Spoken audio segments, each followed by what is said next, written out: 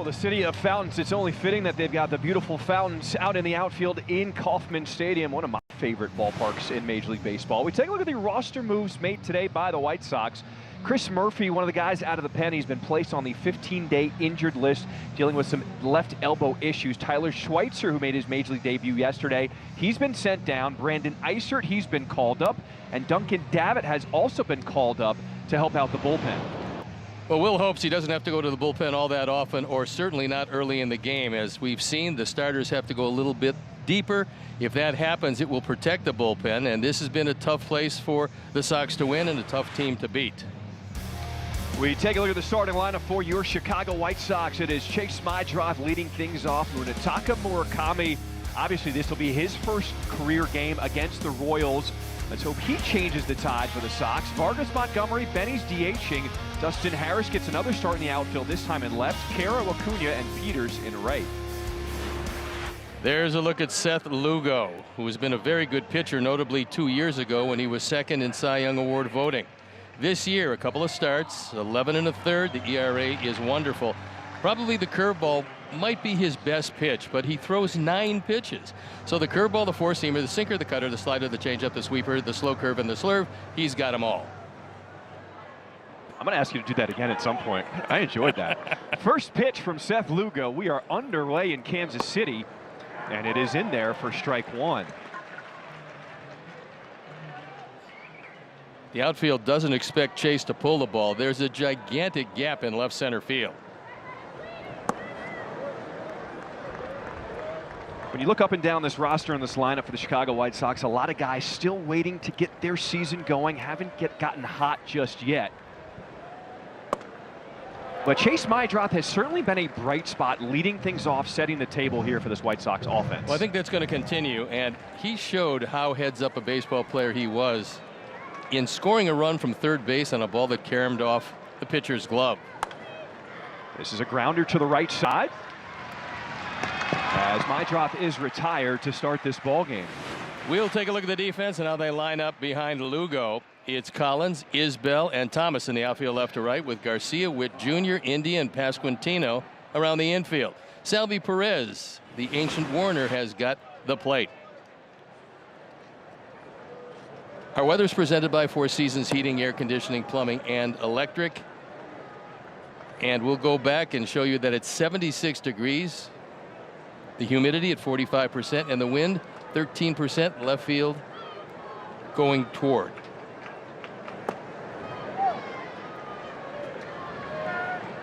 It does feel like the air is very heavy so far tonight here in Kansas City. Yeah, I thought the humidity would be higher because there are storms coming in later tonight.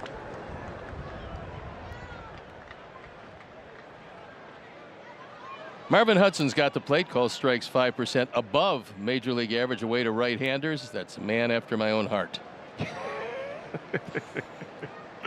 Munetaka Murakami, his first career start against the Kansas City Royals. As Murakami, with his batting average just a tick over 200 here to start the season. And that's one thing you can't do with Lugo. You can't look for one pitch. He has so many of them and changes speed so well that it's really difficult to look for a pitch. You have to look for a mistake. All pitchers make them. Lugo last year made a few more than he did the year before.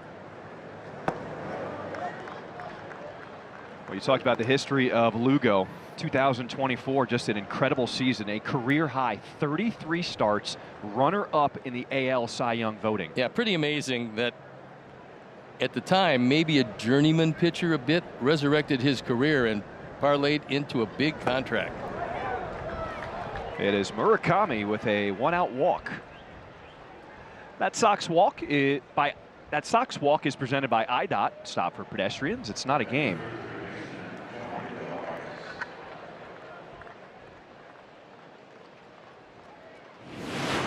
So against our Sox, Lugo 3-0 in 5 career starts. Opponent's batting average just .220. DRA outstanding at 131. The whip close to 1. Sox are looking to turn that around. Lugo has thrown the ball pretty well to start, but the big fastball he had earlier in his career, now it's probably a tick above average, maybe 94.5 or something along those lines.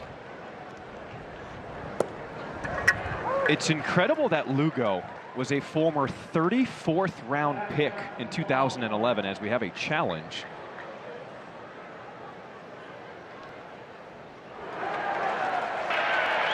Call is confirmed. Chicago has one challenge left. So an early challenge by Miguel Vargas unsuccessful. It's an 0-1 count, and you're challenging in the first inning. Not great. Those challenges become so valuable late in the game that you have to protect them. Now, you get the bases loaded, a 3-2 pitch, that's something else.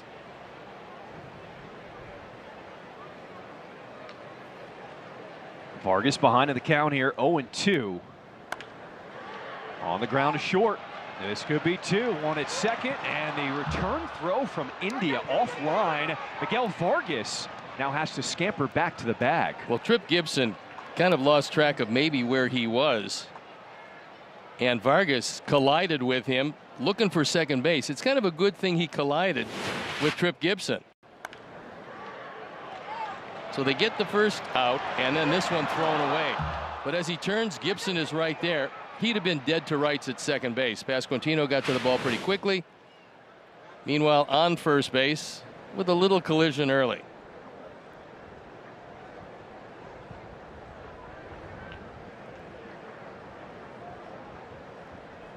Colson Montgomery steps in. Second on this team with 2 home runs this year.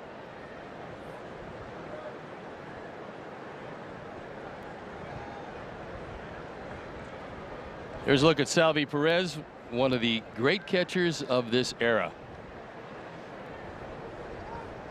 A close call at first. But Very Vargas quick, is back safely. Quick feet by Lugo. He got it over there quickly and made a perfect throw. Fortunately, the tag was back of the knee and the foot was in. You can almost see the indecision if Vargas wanted to dive back head first or slide.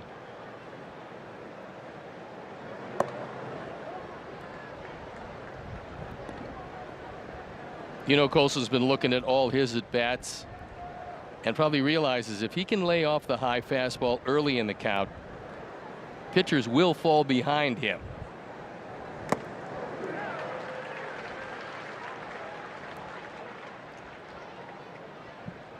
So difficult with the complete arsenal that Seth Lugo has. So many pitches that he can dial up.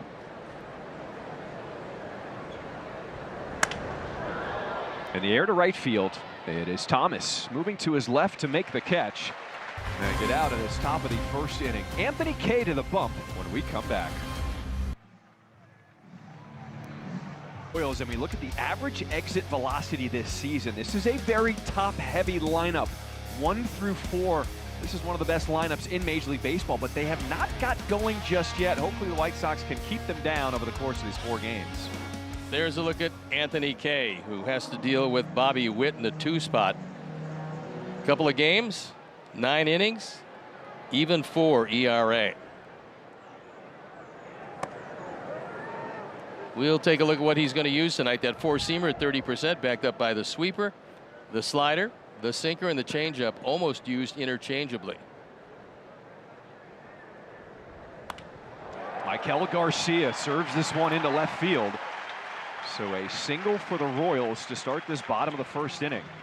Let's take a look at the defense and how they line up behind Anthony Kay. It's Harris, Acuna, and Peters in the outfield left to right, with Miguel, Colson, Chase, and Munetaka in the infield. Edgar Caro's got the plate. We told you about Anthony Kay. And Garcia off to a great start this year. As a young player, he looked good. Now he's a veteran, and he looks a whole lot better. Here's a guy who looks really good, Bobby Witt Jr.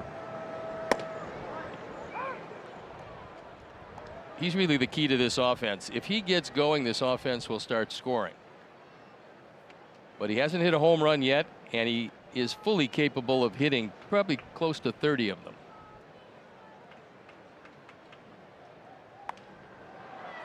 Popped up. Right side of the infield, Murakami will... No! He drops it, and will get the force at second as Garcia is out. And Bobby Witt Jr. will be the runner on at first. Well, it does go as a force out. However, in a brand new stadium, Murakami just misses it. The wind is taking it toward the outfield. Sometimes what happens when you're looking at it, look where he puts the glove. He actually shielded his own eyes by that glove. Unfortunately, no harm, no foul. Still a runner at first. But what that does do, Steve, is that Bobby Witt Jr. is now on at first, and he is tied for the lead in Major League Baseball with 7 stolen bases already. Well, he's going to run most of the time here, but they're going to give Pasquantino a chance to get a look at Anthony Kay, I think, before he runs. You get to 2 strikes with Pasquantino, maybe he is running then. They do check on Witt Jr. at first. Pasquantino, another guy they're waiting to see him break loose this season. He has a history of slow starts in this lineup for the Royals. And here are the stolen base leaders. Nasim Nunez tied with Bobby Witt Jr. with 7. And Luis Angel Acuna with 4, just below Marcy. The interesting thing about a guy who knows how to steal, you don't have to be overwhelmingly fast. It helps, but you have to be really quick on that first step and get to full acceleration quickly. Witt does it exceedingly well. There goes Bobby Witt Jr. and the pitch is swung on and fouled away. Well, we knew it wasn't going to be long. And it wasn't. He gave Pasquantino 2 strikes. That's it. You get him to 2. The philosophy is you bail him out of the at-bat if your runner is thrown out. If not, he hits with a runner in scoring position.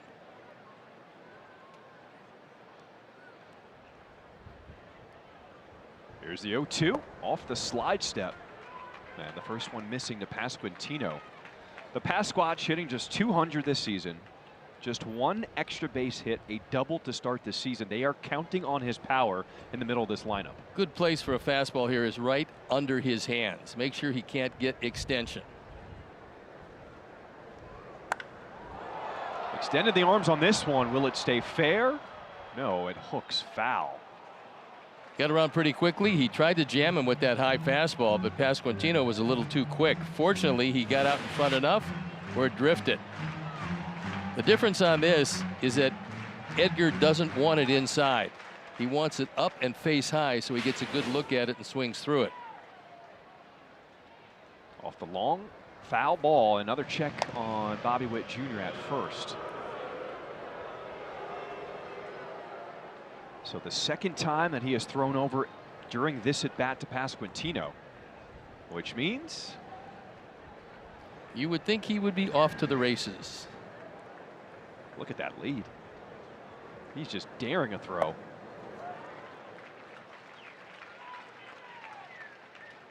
This is where I think he's going to be going.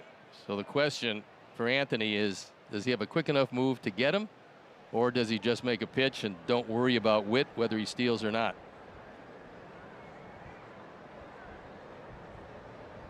2-2.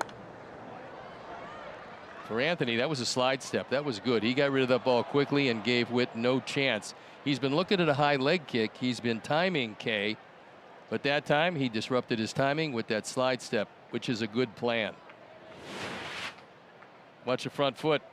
No high kick at all, and Witt is frozen at first. There goes Witt Jr.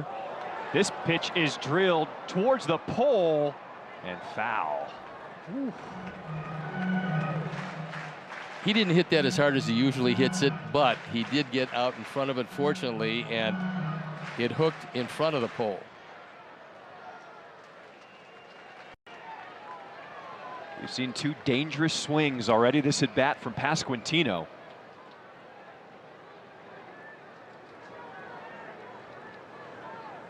Kay deals, and that count is now full. Catcher's challenging the call of ball. It looked like it had a piece of the plate from up here, and we'll have to see what it looks like down there. Strike 3. There it is. Bye-bye, Call is Pasquatch. overturned to a strike. Big challenge from Edgar Caro, as the White Sox will retain their final challenge. This one has a big piece of the plate. Inside at 97. And it ends the at bat.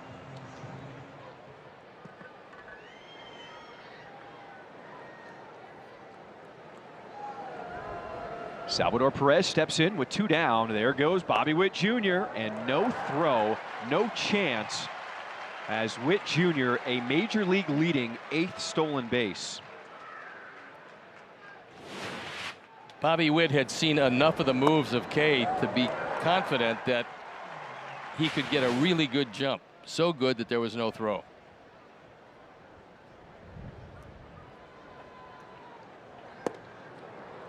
Salvador Perez comes up empty with that hack. As we look at the oldest active catchers in Major League Baseball, Salvy's getting up there, but no sign of it. He still wants to play every single day. Had a big year last year. And the one thing he doesn't do, John, if you wait for your next meal until he takes a walk, you're going to be very thin. Salvy has been one of those guys from the beginning that swings at everything. Everything looks good to him. He has very good plate coverage. And you almost have to try to walk him. 1-2 pitch. Now Salvador Perez, with runners in scoring position to start the season, is 0 for 15. That is the most hitless at bats with runners in scoring position in Major League Baseball so far. Let's see if that trend will continue.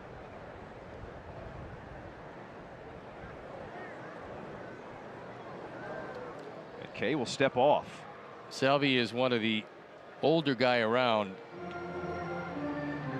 to want to play every day behind the plate. And it's not like there isn't any humidity in Kansas City. I mean, it gets warm and it gets humid here a lot in the middle months. Did he go around? He did not. So that is a hit by pitch on Perez, who will jog it off to first.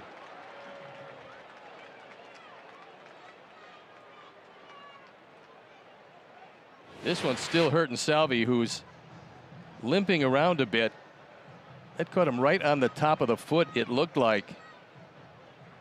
And the interesting thing, he's wearing the pad on the front foot, no pad on the back foot, as you would expect.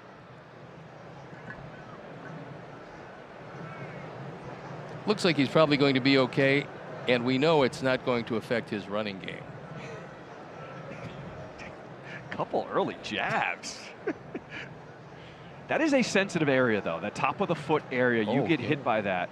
A lot of little bones in the foot that can be exposed there.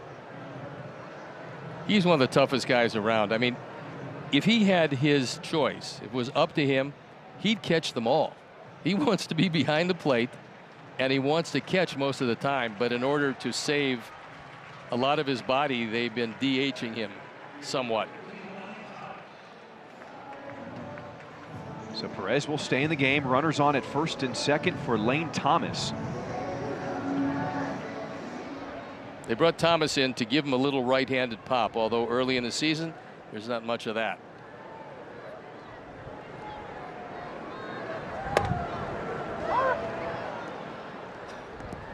Anthony Kay, 31 years old. Signed by the White Sox to a 2-year, $12 million deal after spending the last 2 years playing in Japan.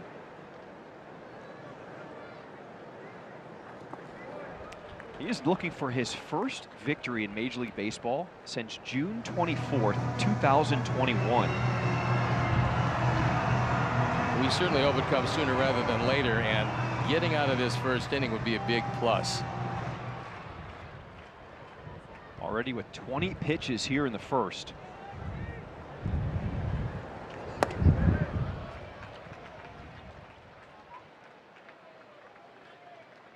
Kay is not going to strike out a whole lot of guys. He's going to live and die on throwing ground balls.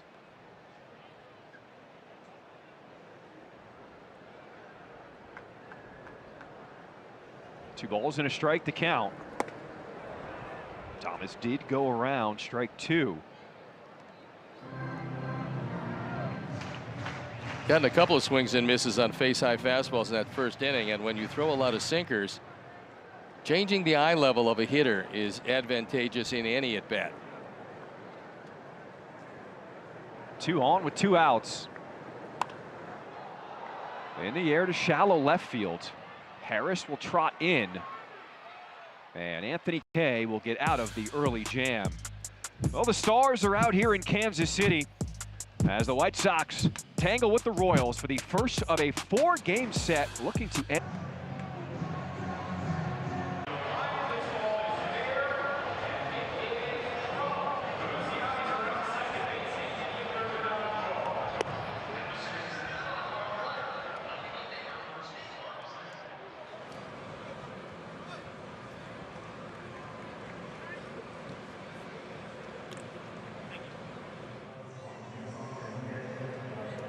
Andy Alcantara, Uri Perez, and Max Meyer pitching well. The Yankees have allowed the fewest runs in baseball, got a little of their own medicine this time, and the Twins swept the Tigers. Guys, the Tigers at the bottom of the division.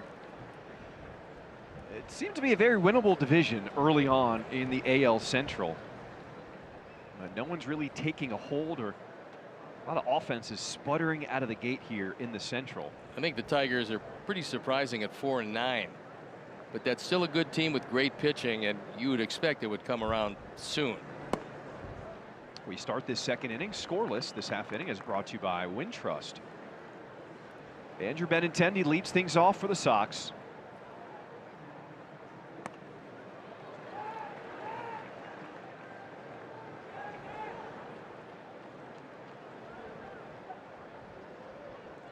Talked about the lengthy path for Seth Lugo. He's the only player from that 34th round in 2011 to make it to Major League Baseball. And a wipeout breaking ball, 1 away. It's a full night of action on the Chicago Sports Network. If you're looking for the Bulls, they're on CHSN's main channel. Also, you can find the Blackhawks on CHSN Plus. All 3 games are on the CHSN app. 3 teams, 1 night, only on CHSN. Big night for Chicago sports. Here's Dustin Harris, gets the start in left field. If he'd have laid that one down, probably was a base hit. But Garcia, seeing that now, in at the cut of the grass at third to take that away. Rips this one to the gap in right center field. So Dustin Harris takes the wide turn, shuts it down. I've liked what we've seen from him early on in a few games here with the White Sox. We know he's got good speed. He's got base stealing speed, and he makes enough contact to make a difference. This is a high fastball, and Lugo doesn't get it where he wants to. Harris dumps it into right center field. The first hit of the night for the Sox.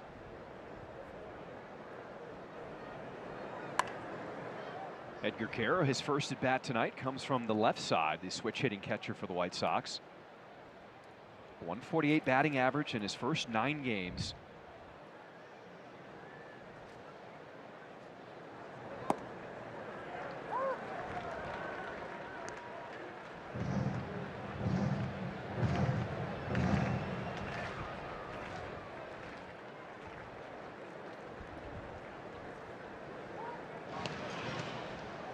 Dustin Harris was dancing a little bit. Lugo, the vet, noticed, and a throw over. He forced him into 1. The object now is forced the next one. Slow roller to the left side. Maikel Garcia, he will race to the bag himself and turns the double play. The range from the third baseman to do it himself.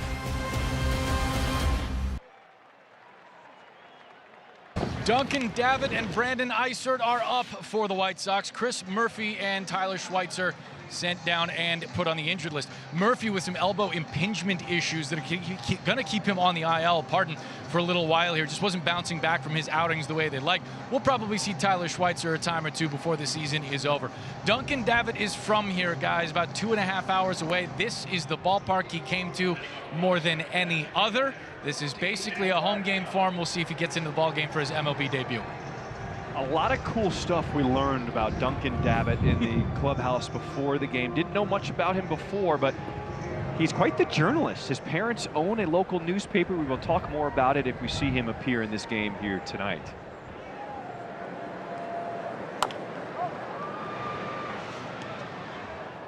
We start this bottom of the second scoreless here in Kansas City as Jack Caglione leads things off here for the Royals.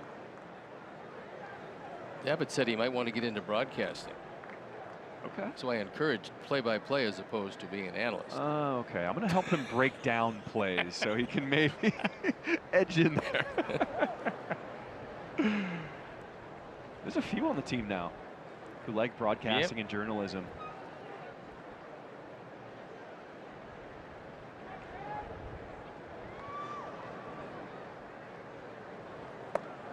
Good pitch by Kay. Completely out in front was Caglione. That was the only question about him.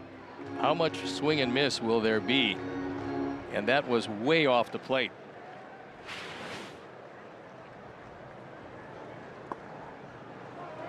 Very high expectations for the young 23-year-old. The former 6th overall pick back in 2024 out of Florida. His second year here in Major League Baseball. There is no doubt he is enormously strong. But Kay just overpowers him. First out here in the second. We'll take a look at the setup with the sweeping breaking ball and then the high heat. So that's a couple of strikeouts. He's using that high fastball very well, and he's got some surprising velocity. I mean, the Royals are looking at 97 on occasion, which makes that sinker down so much more effective.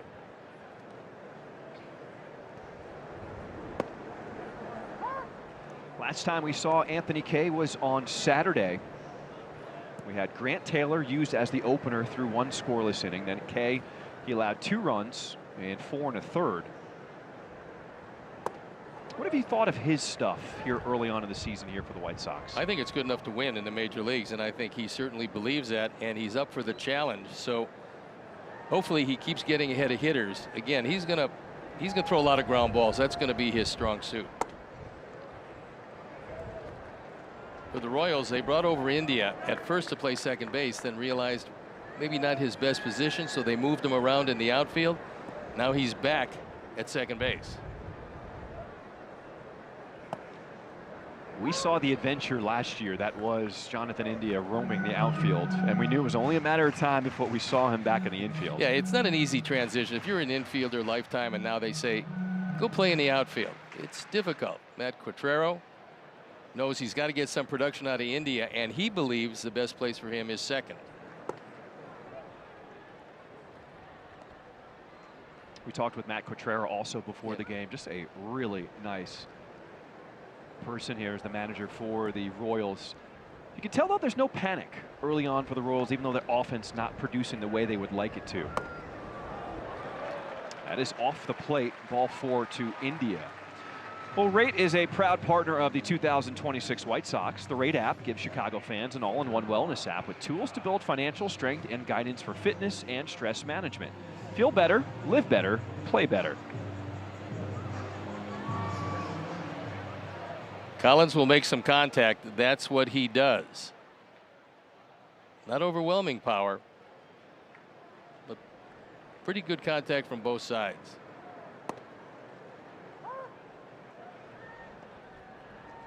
It was a good meeting with Will Venable, kind of a state of the White Sox, where he went over so many different aspects of the team. And he said, setting up this matchup here, this series against the Royals, he said, this team is very similar to the Blue Jays series in the way their lineup is constructed. It's a team that relies on making contact. They also make very good swing decisions and don't chase a lot of pitches. So our pitching has to be that much better to be around the zone. And this team doesn't have a whole lot of speed. They got a couple of runners who run consistently, Witt being the premier. But they depend on hitting the ball out of the ballpark, and so far haven't seen a lot of that. Good pitch there by Kay, strike 2.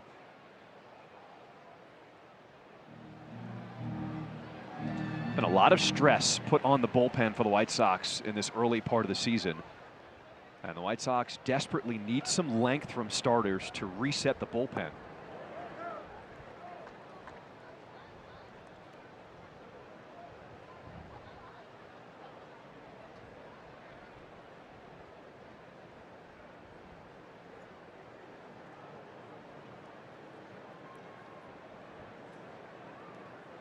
India on it first with one away here in this bottom of the second. Lifted high in the air down the left field line. And this one's going to get out of play.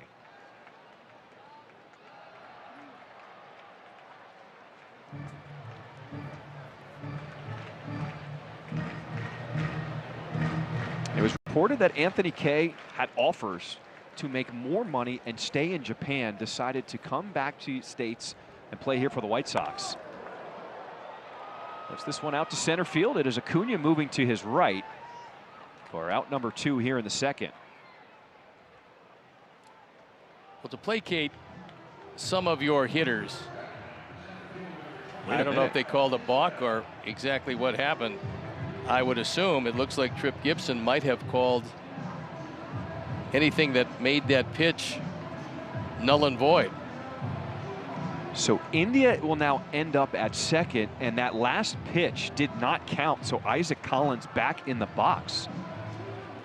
And now with a runner in scoring position.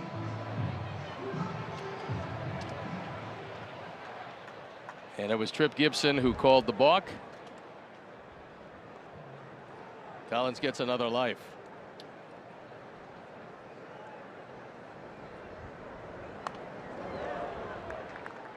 All right, Steve, let's look at this last pitch called a balk. And you can see the right arm up of Tripp Gibson before the pitch was thrown. I don't know if he moved his hands after the set position. You couldn't really tell from that angle very much, but gave Collins another chance.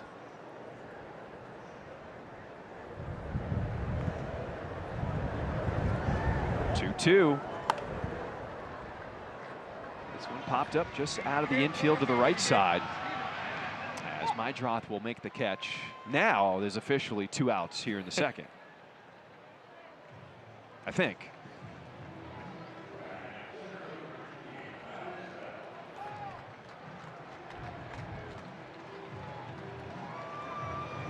Isbell is off to a really good start offensively, and they know about his defense. One of the reasons why he plays in a very big center field here in Kansas City is the fact he can go get him alley to alley. But they brought the fences in, making the hitters very happy and the pitchers not so much. They're hoping for a little more action here in the ballpark, potentially some more home runs, potentially some doubles that will hop over the wall, because not only did they bring the walls in both corners about 8 to 10 feet, they also lowered the walls around the entire outfield from 10 to now 8.5 feet. Well, it'll make Joe Adele very happy as he pursues one of the great defensive games ever for an outfielder. Ooh. Taking away 3 home runs, and the final one diving into the stands, which turned out to be game winner. Pretty amazing performance.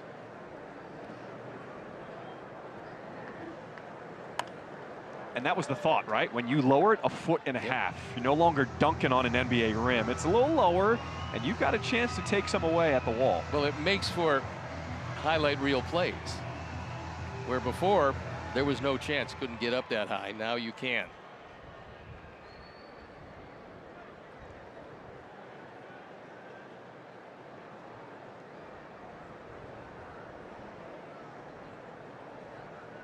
Runner in scoring position with 2 outs here in the bottom of the second. The 0-2 to Isbell. Got him swinging. 3 strikeouts early on for Anthony Kay, and we are scoreless after 2.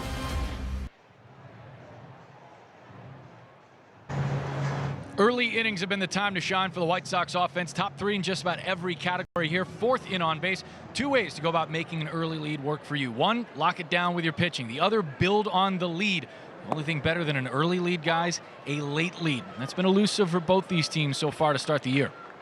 Yeah, the White Sox would certainly like to change that here on this road trip in 4 games to Kansas City. We asked Will about that, just to reflect on his team, what he has seen from the offense here to start the season. He said, obviously that 1-5 start was not who we want to be, but he felt like coming home, getting the 3-game sweep against the Blue Jays and then getting swept against the Orioles. He said it was a little more reflective of who we are in terms of putting the ball in play. A number off the end of the bat. It is Pasquantino, the race to the bag, and he gets there first. One away here to start this third. This half inning is brought to you by Hyundai. Let's take a look at where they're going to line up defensively for Peters. You got a good feeling Garcia is going to be in close, but Pasquantino is staying back. It's a great time for a drag bunt. You try to drag it right at the second baseman and force the first baseman to come over and catch it.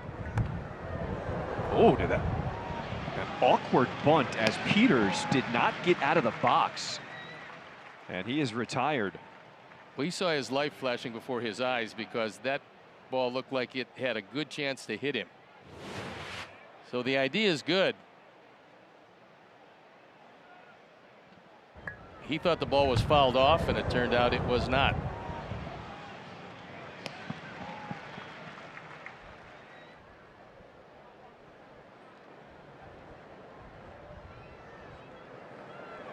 I think he got himself with the bat.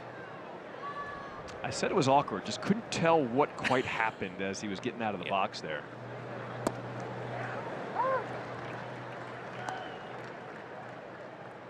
We had a good plan.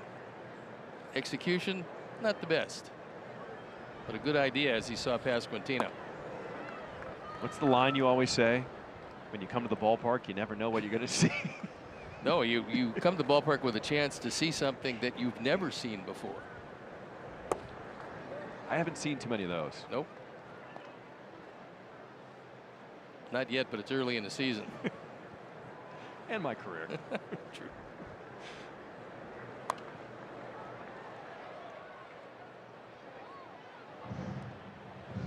So first time through the order, the White Sox with just one hit off Seth Lugo. That came from Dustin Harris. 2-2 here to Mydroth. And he goes down swinging. Sox retired in order. No score here in Kansas City. For the return of outfielder Austin Hayes quite yet, but he's feeling a lot better than when he actually tweaked his hamstring a couple of days ago against the Orioles.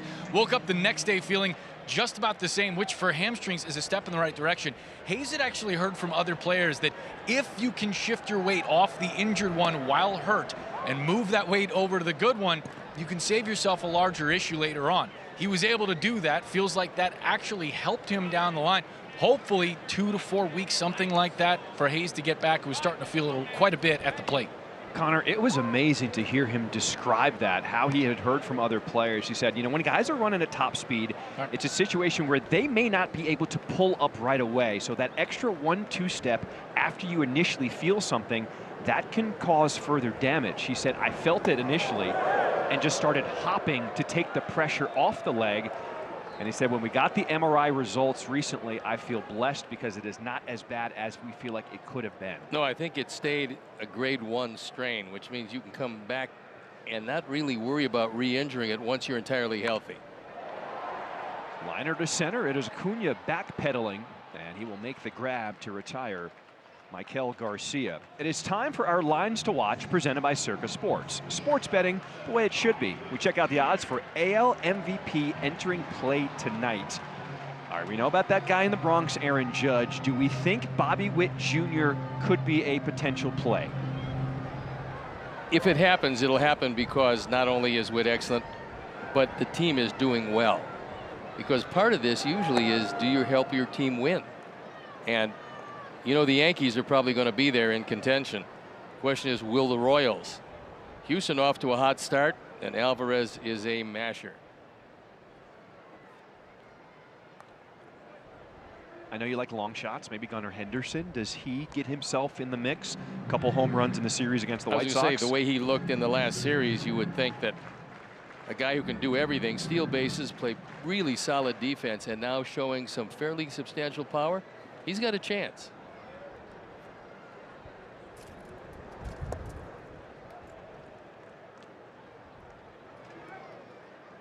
Anthony Kay hoping for a quick inning here in the third. 23 pitches in the first, 22 in the second, as the White Sox need some length out of him tonight. Well, the Royals will take pitches. I mean, this is not an over-anxious team. They realize that if they can draw some walks, they're going to put some runs up. Haven't done a whole lot of that in the early going, however. 3-1.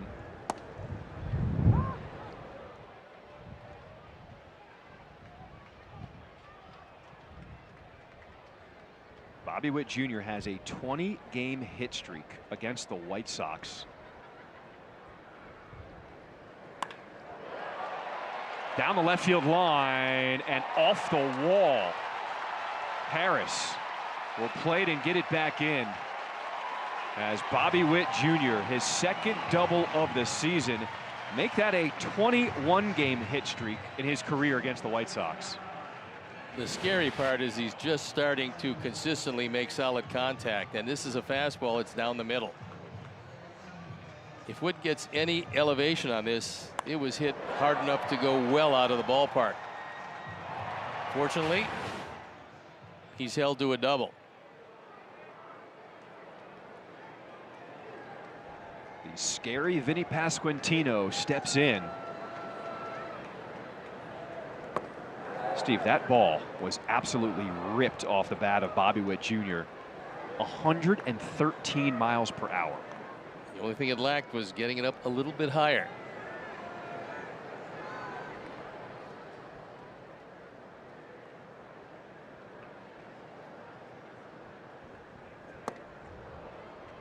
There were bad intentions with that swing. Kay has gotten some pretty good mileage out of that sinking fastball inside to the left-hand hitters. That's how he struck out Isbell to end the second.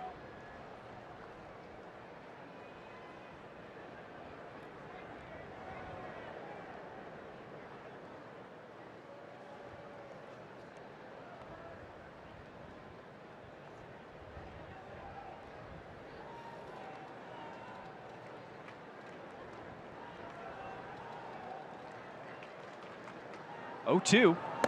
Got him upstairs with the heat. Sox fans, missed yesterday's game?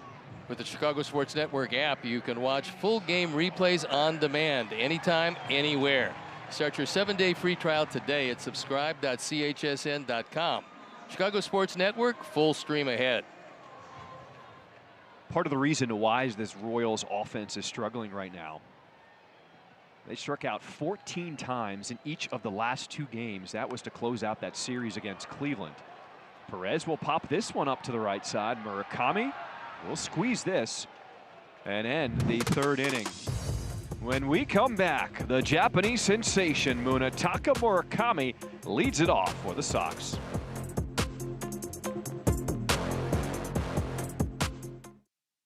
Fourth we go here in Kansas City. This half inning is brought to you by Toyota.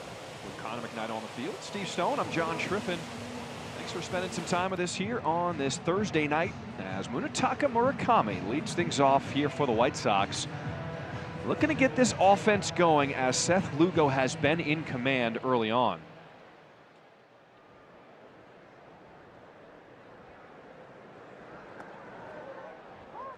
There's one of the many breaking balls from Seth Lugo. Batter's challenge and a strike ball. White Sox with just 1 challenge remaining. Murakami will use it here. He thought he saw it well. And he did. The call is overturned.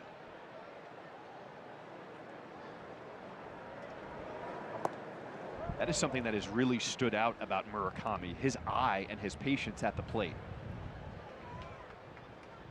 He is pretty selective and he's very strong.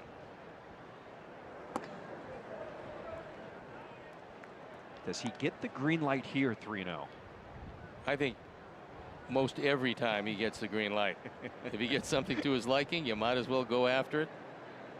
Try to hit it in the fountain. A 4-pitch walk to start the 4th. It's a full night of action on the Chicago Sports Network. If you're looking for the Bulls, they're on CHSN's main channel. Also, you can find the Blackhawks on CHSN Plus. All 3 games are on the CHSN app. 3 teams, 1 night, only on CHSN. We're on the plus tonight. Yeah, big plus. Vargas drops the bunt down but pushes it foul as Pasquantino touches it. He was thinking maybe he could get a pretty easy out, and he moved back and watched that ball, but it was clearly not going to roll into fair territory.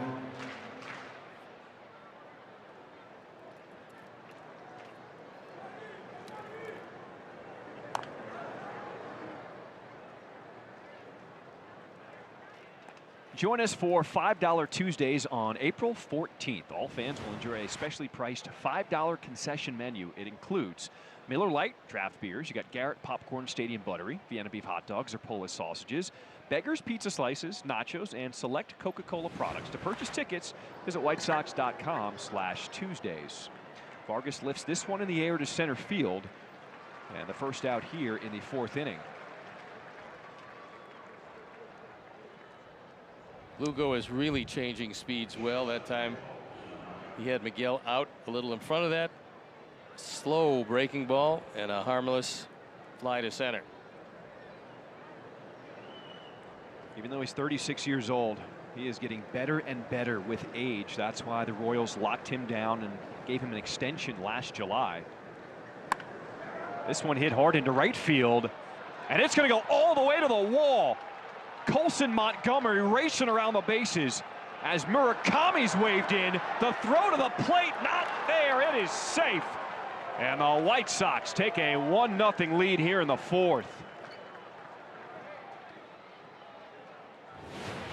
We'll take another look. This is a breaking ball. Looks like a curveball that just stays up in the zone. And Colson hits the daylights out of it, gets by Thomas. And then Mooney is off to the races. Jersley says you can make it. Throw is off the mark. And the Sox go on top 1-0, courtesy of Colson Montgomery.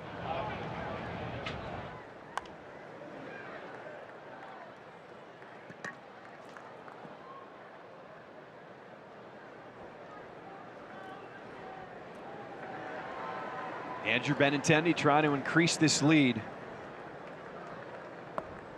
What a swing by Colson Montgomery. He just ripped that pitch. Leadoff walks turn into runs, and then he hung one to Colson. He stayed back long enough where he could really explode on it and then completely handcuffed Thomas in right field. It was over 106 miles per hour off the bat of Colson Montgomery. And once again, the White Sox with a lead. They have had the lead in 10 of 13 games this season.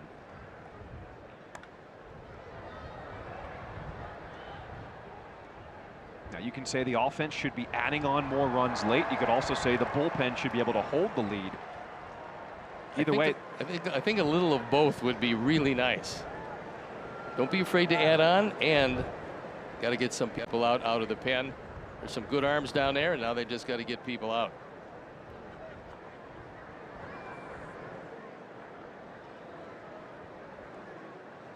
Two here to Benny. Up and away, ball 3.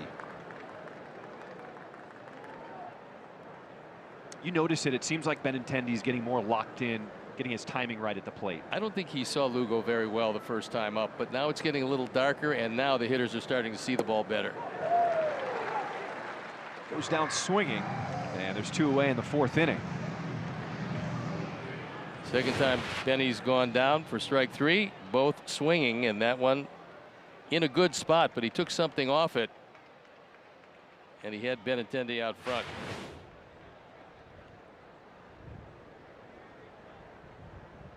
Dustin Harris was able to get the first hit of the game off Lugo. This becomes one of the key at bats because you have an opportunity to drive home another run, putting a little daylight between the Sox and the Royals.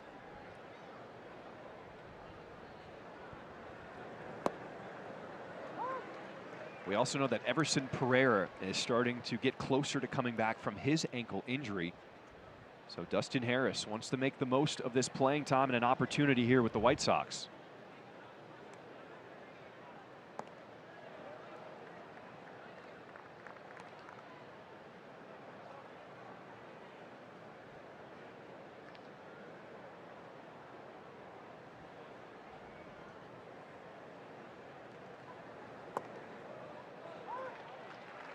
Pitching a piece of the plate. Count is even at 2-2.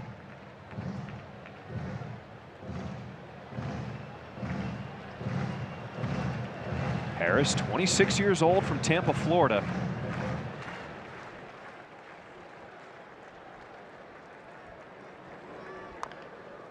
Rounds this one to first, as Pasquantino will step on the bag and end this top of the fourth. White Sox strike first and lead it 1-0.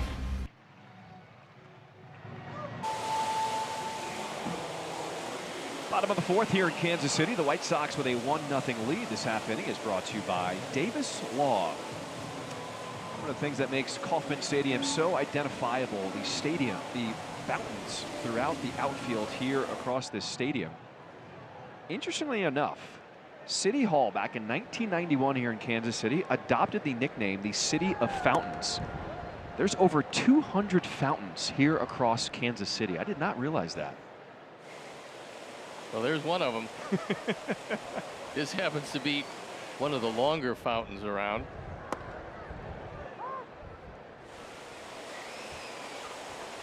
It is a nice looking ballpark, but the Royals would like to build another one, and they're trying to do that in the neighborhood of downtown.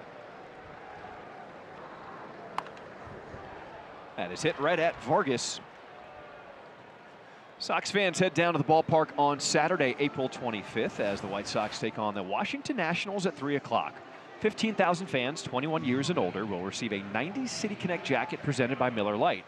To purchase tickets, visit whitesox.com/promos. Caglione came as a first baseman, and when he gets playing time in the field these days, it's as a right fielder, and he's making some progress defensively.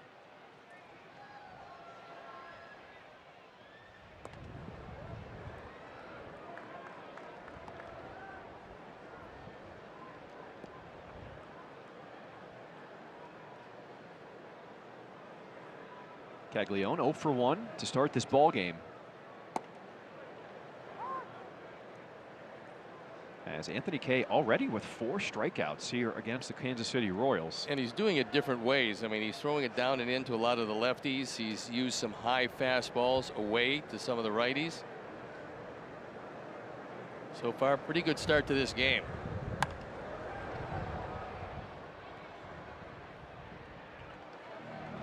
Oh, you got a big power hitting lefty. If you're on the mound ahead in the count, what are you thinking here if you're Anthony Kay? Throw him a strike to ball, breaking ball, because I'm not sure he's seeing the outside part of the plate real well from Kay. 1-2. Did go breaking ball away. That one swept well wide of the plate. Caglione not enticed by it.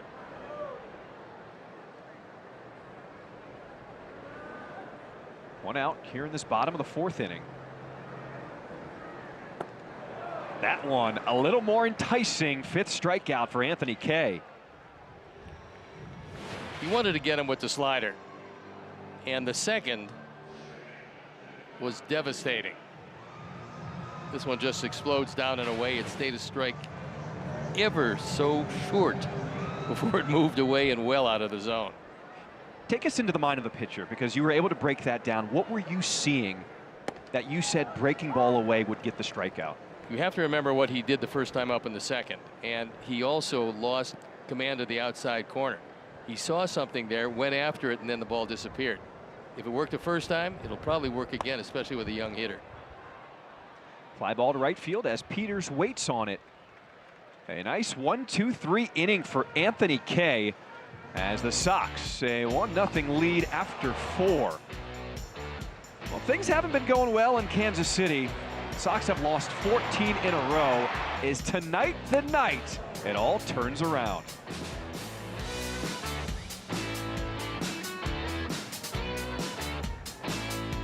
We move to the top of the 5th. White Sox up 1-0. This half inning is brought to you by St. Xavier University.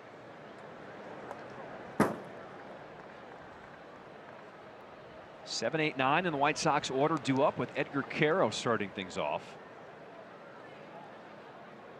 First time up, grounded at that double play that ended the second. Edgar's elbow guard looks a lot like their City Connect jerseys for Kansas City. We saw a little preview of those. We saw some caps. They wanted to make it colorful. and they achieved their goal. So not only do they have blue, but there's a fuchsia that they have added into the mix that kind of is supposed to resemble a Midwest sunset here in Kansas City. One of 8 teams to unveil new City Connect uniforms this season here in Major League Baseball. We're probably a little biased, but I think the 2 City Connect jerseys that the Sox have had look wonderful. Oh, unbelievable. Edgar Caro dumps this one into left field, and a single to start this 5th inning. Okay, so here's a look at the new City Connect uniforms around Major League Baseball. Which one of the 8 do you like the best?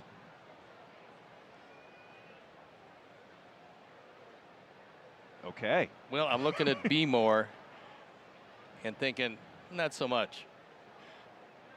Cincinnati looks pretty much the same as their regular uniform. Very similar. Yep. Yeah.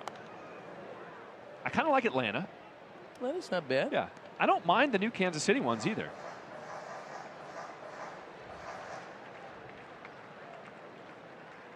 They call them the Forever Fountains uniform.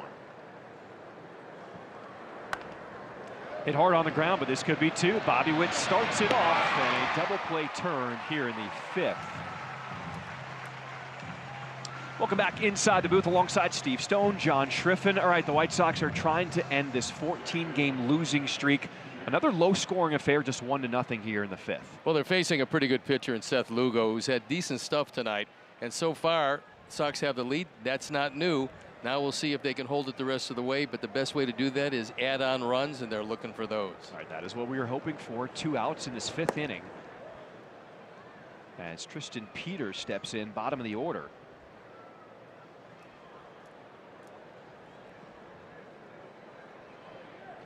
Peters tried to bunt his way on his first time up, but it went right to Seth Lugo, and he was retired.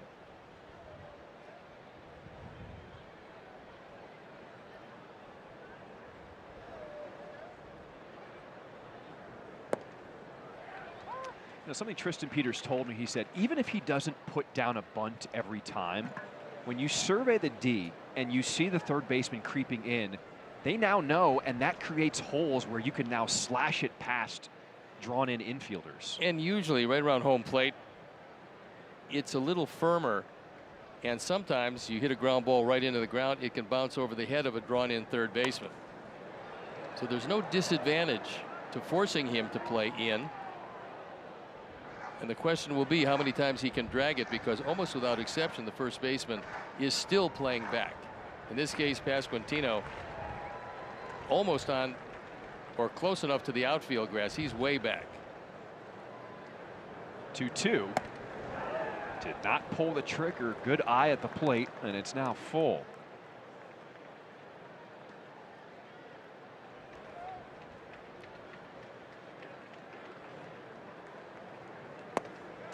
Swing and a miss.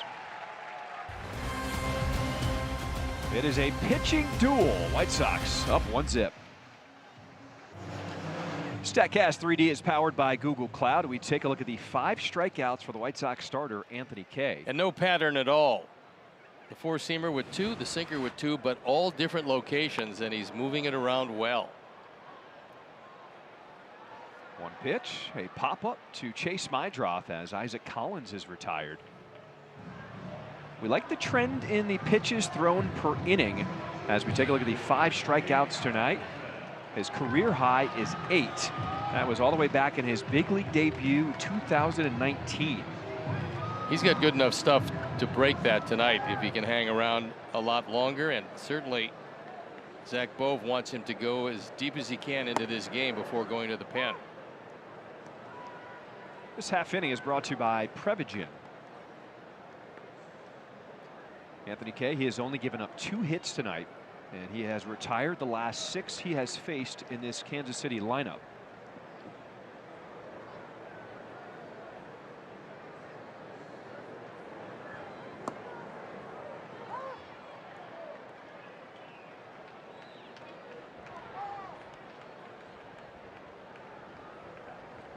Pretty impressive early numbers for Isbell, who's known for his glove more than his bat.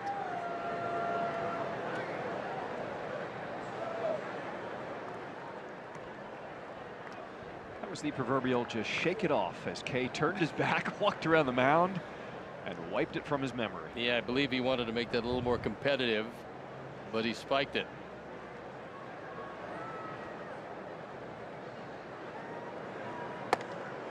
That's what we saw yesterday from Kyle Bradish. He was a little upset, walked around, and then just kind of snapped his glove, didn't catch it. But then Mydroth alertly raced around third off of a walk to score. That was one of the most heads-up base running plays we've seen in some time. Strikeout number 6.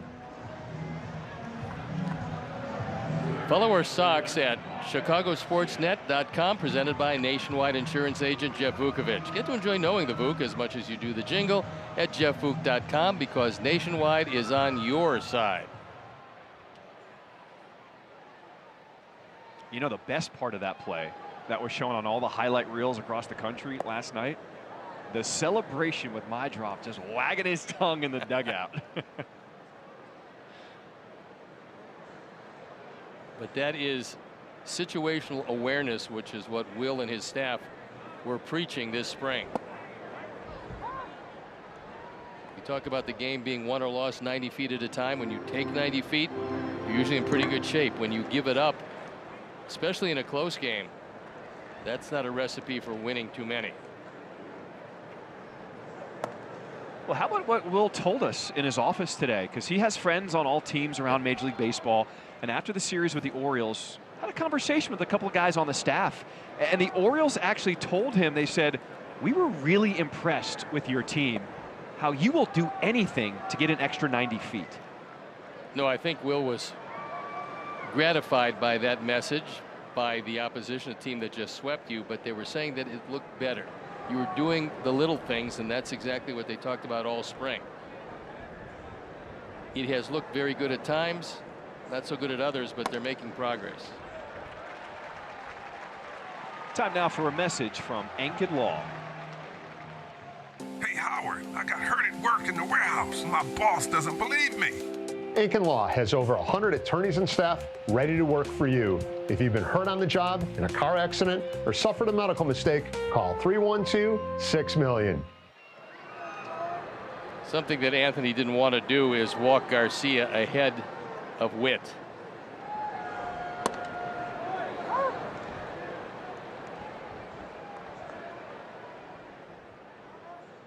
Does start off the at-bat with strike 1. As Bobby Witt Jr. steps in, 1 for 2, doubling his last time up in the third.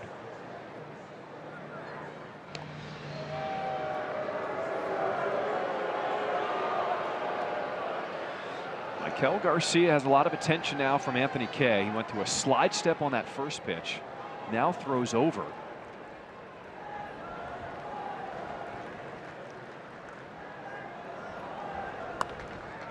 On the ground, diving stop, Vargas to his feet, in time to retire Bobby Witt Jr. What a play at the hot corner by Miguel Vargas. Good first step quickness, the backhand, and then the skip across, and you get a burner at first base by a full step.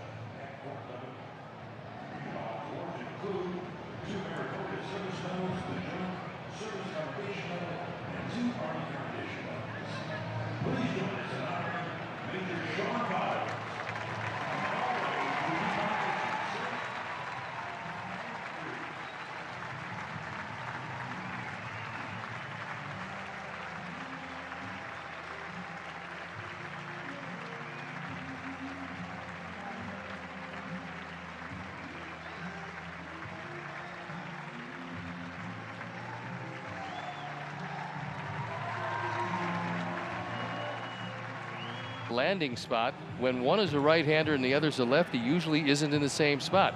For whatever reason, Lugo was uncomfortable, and of course they want to make the mound as comfortable as possible for both pitchers, only they don't care that much about K. They would rather have it comfortable for Lugo. Hey, they got to protect their investment. Signed a 2-year, $46 million extension last July. He is locked up with Kansas City through the entirety of next season.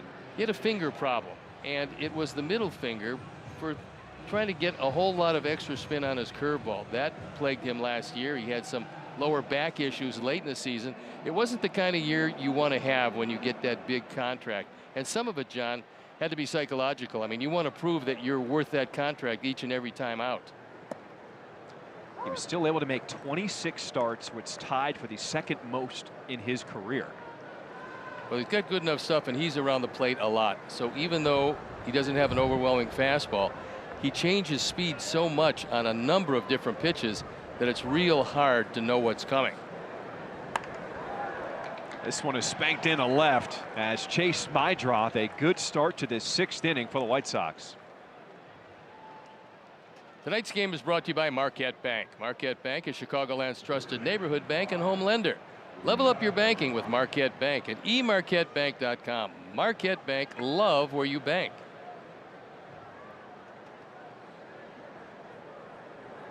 Taka Murakami fouls that one off himself to start the at-bat. You talk about all the pitches Lugo has in his arsenal, so doing some research on him. Opponents came into the game hitting just 150 against his breaking balls. So go to Baseball Savant to figure out what pitches that includes.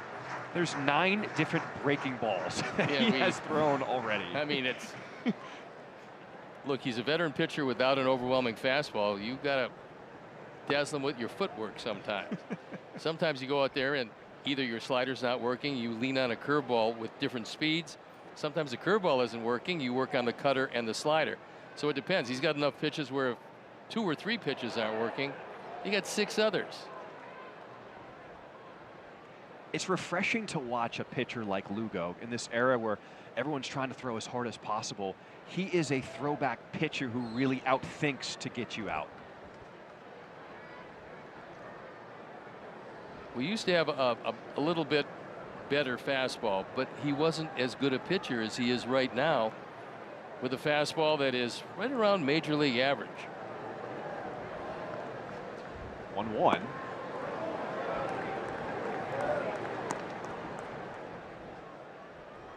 Murakami, a couple of walks. He scored the only run of the game back in the 4th inning.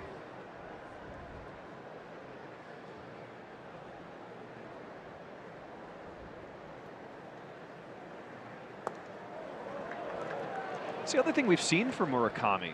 As big and as strong as he is, he's very agile. He can move. He was racing around those bases off that double by Colson Montgomery. Got a very good jump, and then Jersley said, might as well keep on going. I think we can make it. Chase has got to be careful because hopping around too much at first, you got a veteran pitcher who's actually looking at him, which is something they've gone away from in a lot of different areas. So if you're hopping around back and forth, a pitcher can catch you between hops and you can't get back.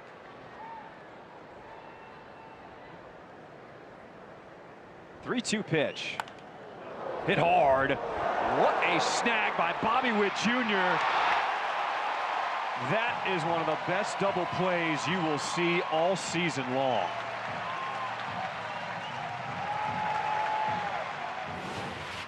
And what a play it was. Right back up the middle. A race to the bag and a good pick on the back end by Pasquantino. This is outstanding because that ball should have been in center field, but Witt had other ideas. The skip throw, the nice pick. And it's a very snappy double play. There's some players in this game that you just can't help but be in awe of and just appreciate what they bring to the table. Even as an opposing player, the plays he makes, it's just next level. Well, you saw the last graphic, outs above replacement. He's pretty stout. One hop rocket, 28 outs above average. That leads all major league infielders, and he makes the routine plays, but also makes the spectacular plays. And then you got a guy like that who throws his body around on a nightly basis. but then you will see his name in the lineup every single day as well. He prides himself on being an everyday guy. Well, they got two of them that want to play every day. Now, Salvi Perez at his age and the amount of wear and tear his body has taken is not able to do that. Bobby Witt, young enough and good enough and desires to play every day. Chopper to third. Michael Garcia off the big bounce. And that'll do it for the top of the 6th inning. Pitchers are in control here in KC. StatCast 3D is powered by Google Cloud. We take a look at these 6 strikeouts tonight for Anthony Kay. And he's going inside on the left-handers. You can see 3 sinkers, 2 four-seamers, 1 sweeper, all against left-hand hitters. That is most unusual.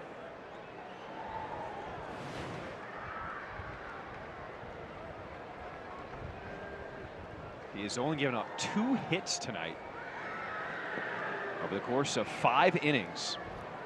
His career high is 5 2/3 innings pitched. And he did that in his first big league start back in 2019.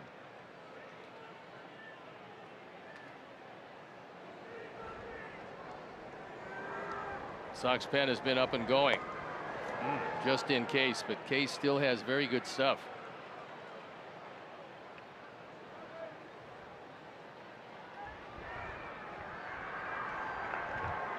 Grant Taylor. Been an opener 3 different times and been wildly successful. But when he is an opener, that's an arm you lose out of your bullpen in key situations late in the game. 1-2 from Kay.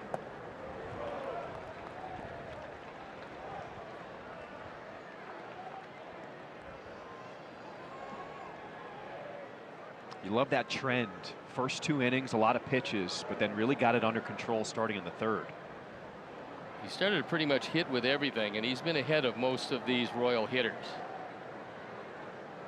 2-2. Just missing off the inside edge.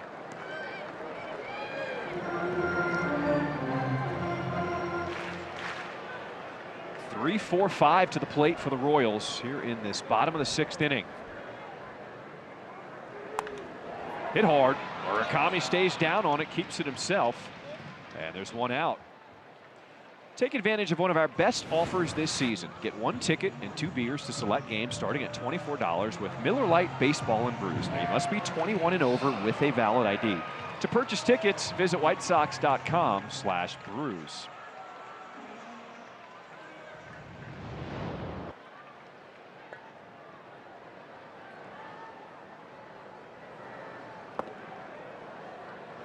The free swinger, Salvador Perez, comes up empty, strike 1. He comes up, nobody on base, 1-run game. He's thinking about only one thing, and that isn't a bunt. He's thinking about hitting it out of the park.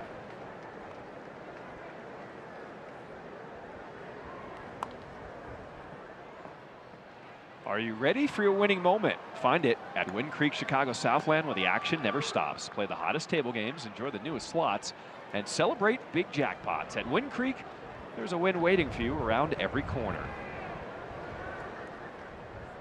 0-2 from Kay. On the ground, Montgomery.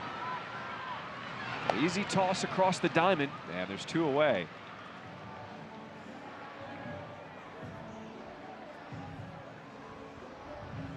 This is very impressive tonight from Anthony Kay.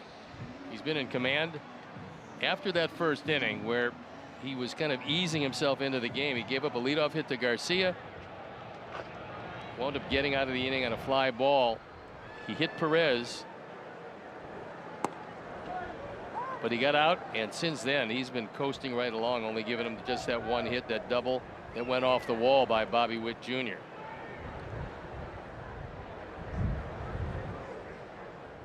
Anthony Kay trying to go 6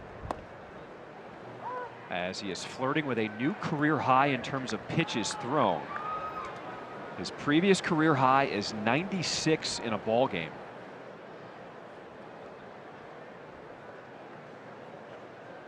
Oh, 2.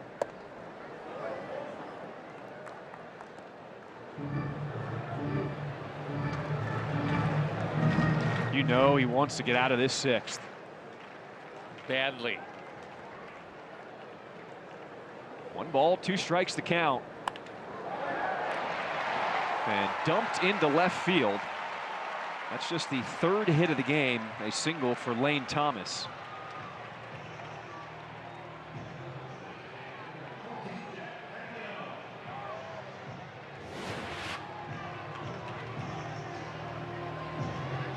Thomas actually goes on a pretty good pitch and drives it into left field. This hit the outside corner right around thigh high.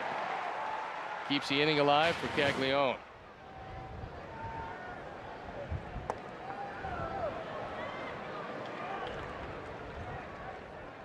All right, so this matches his career high. That was pitch number 96, but he has been dominant against Jack Caglione, who is 0 for 2 with 2 strikeouts.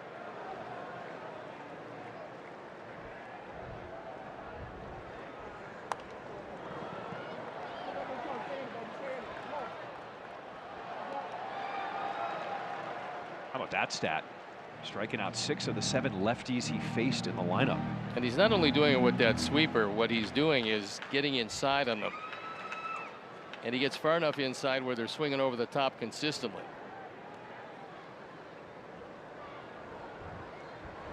One one.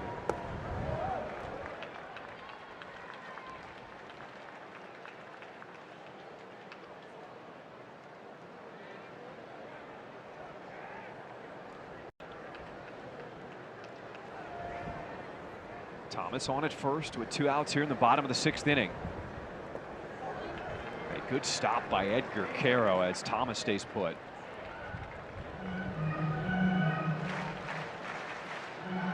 You get India in the on-deck circle as we take a look at the last pitch. That is a tough one to keep from going to the screen. Edgar did a really nice job of movement to his left. Here is pitch 100 tonight. Almost hit him. Ball 4. So 2 on with 2 outs, and that looks like that could be it. Gets it inside. Caglione decides he's going to stare at Anthony Kay, which in a 1-run game, not the smartest thing around, because he wasn't thrown at him.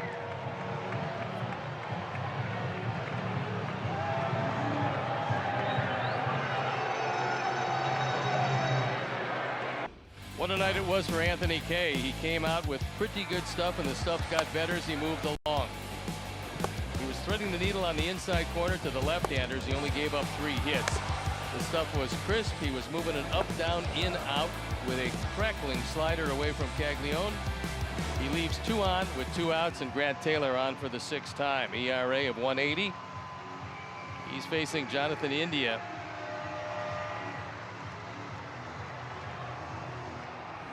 And the bullpen usage over the last 7 days, you can see it's been used quite a bit. But there are some good and healthy arms down there waiting to come into this.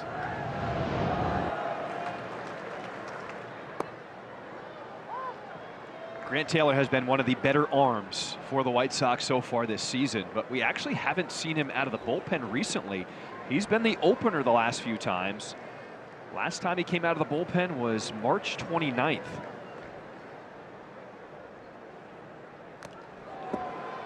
Ball just jumps out of his hand. He has a real easy 99. Consistently, he can get it up a little bit higher. But the pitch that's devastating normally for him is that overhand hook, which in the 3 opener experiences he has, it was pretty close to unhittable. 2 on with 2 outs here in the bottom of the 6th inning. The 0-2 to India. There is the hook missing down, ball 1.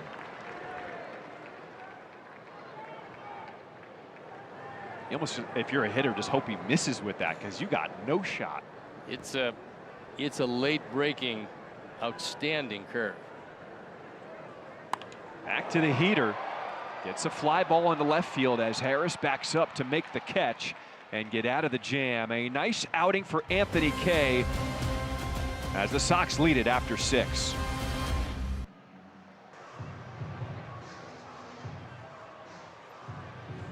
Score big on authentic gear at MLBshop.com. From official jerseys and memorabilia to hats and hoodies, we've got the season covered. Visit MLBshop.com/White Sox, the official source for your Chicago White Sox gear. Thanks for joining us here in Kansas City. Drive to center field as Isbell drifts back just shy of the warning track. Will make the catch. And Colson is retired. Let's go to Connor for a trip down on the farm. Last night, Noah Schultz gave up 2 runs, 1 earned in the first, but settled on in. Did not allow a base runner the rest of the way. Finished with 5, 1 run, earned 9 strikeouts, no walks. Look at this stuff, you guys. That's nasty approaching, filthy, funky arm angle, 6'11". Everything you could want. Perhaps we'll see Noah pretty soon. Will Venable admitted to us that he has been watching him and noticing that the lines are starting to get better for Noah Schultz because that knee is healthy and he is really on track right now. Well, you can tell how good this stuff is. And Schultz and Smith, the 2 left-handers waiting down there. McDougal, hard throwing right-hander waiting down there. That is 60% of a starting rotation.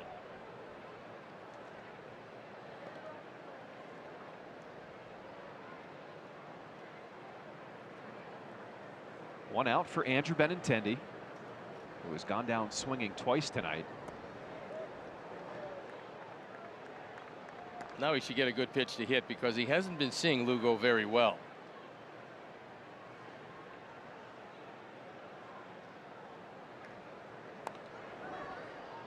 Took a big rip, and the count is now full. He got his fastball, but couldn't square it up.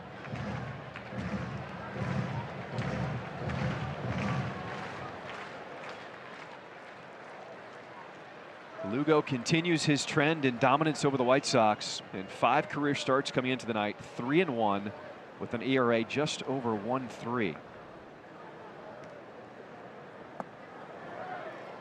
And Benintendi will work a 1-out walk. Tomorrow night the Bulls take on Orlando at the United Center. Coverage tips at 6:30 with the Bulls Countdown live. Stream it live on the CHSN app with the All Access plan. Chicago Sports Network, full stream ahead.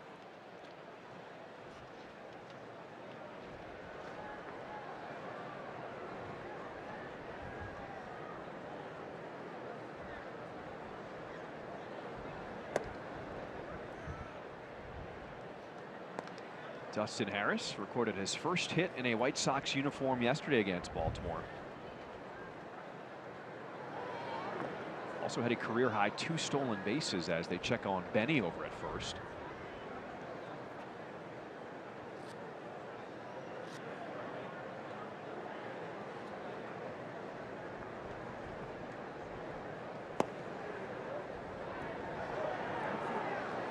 And a challenge by the Royals.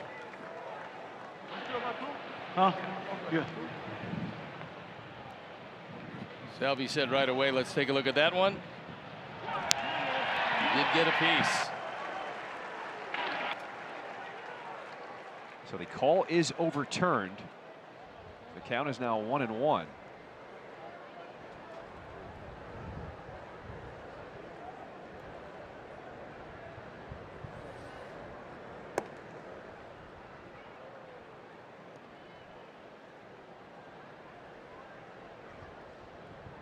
This is the first inning. Lugo looked like fatigue might be starting to settle in.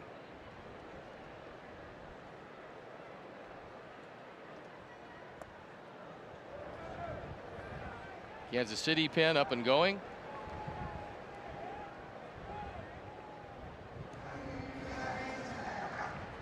Fourth inning was the trouble inning.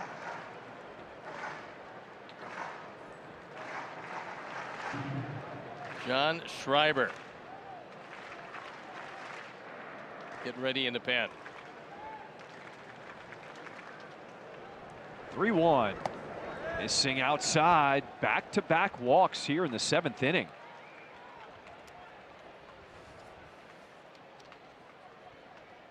These are those opportunities the White Sox need to capitalize on.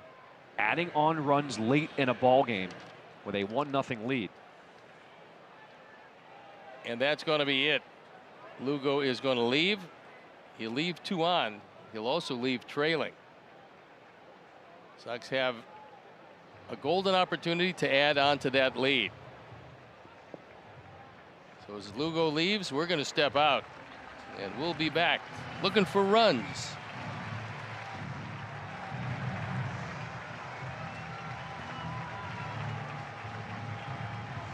Saturday against the St. Louis Blues. Coverage starts at 3:30 with Blackhawks Countdown Live. Stream it on the Chicago Sports app with the All Access plan. Chicago Sports Network, full stream ahead. And John Schreiber comes in the ball game on for the 7th time. He's been a busy man. The ERA is up there as the Sox looking to add on late.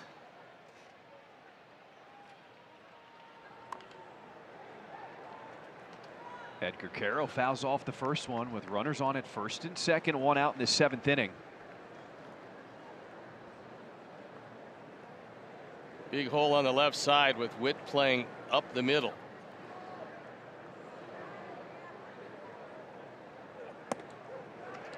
Schreiber, he is the workhorse for this bullpen. He set a career high 74 appearances last season. That's durability, and that'll earn you a nice paycheck. Breaking ball missing. Ball 1 here to Caro. That was tied for 4th most appearances in the American League last season.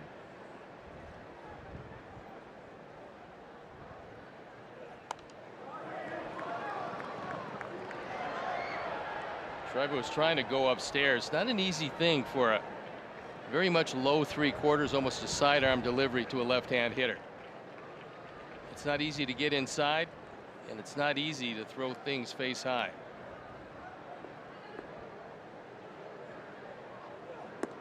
When you drop that down to that arm angle, what's the ideal location you're trying to hit? Well, look, John, the key is you can drop your arm, but you can't get below the ball or on the side of the ball. You want your fingers above the ball so you get a little sink to it.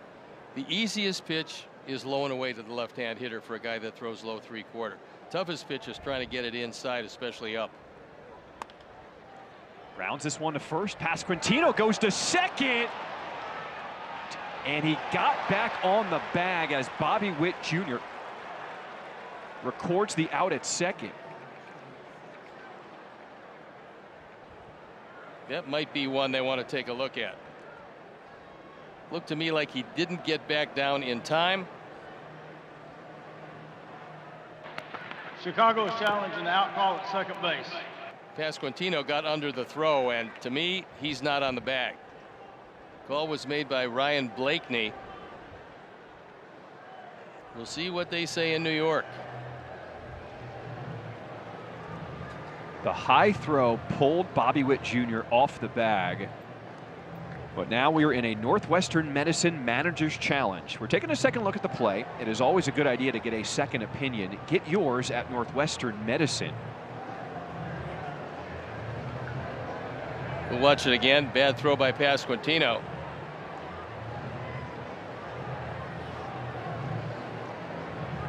Did Harris come off the bag? Well, the first time he's on the bag ahead of the foot.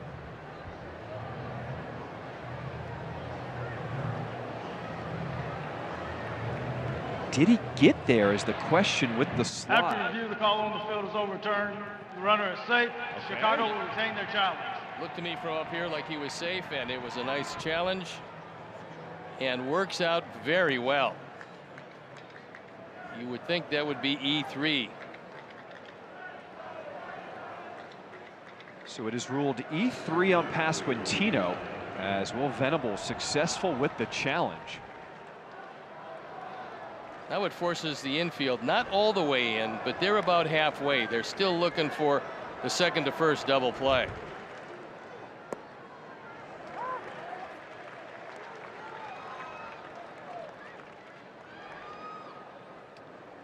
Lowest inherited runs scored percentage. The Royals 1-11.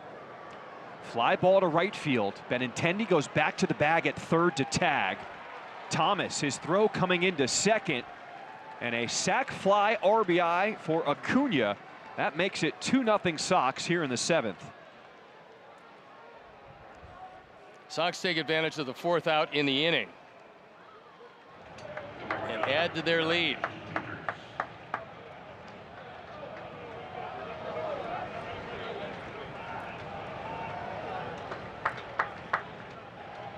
Steve, it feels like a big run. Obviously not just tacking on late, but also breaking through that hurdle of being able to score runs late in a ball game. And taking advantage of what the opposition gives you.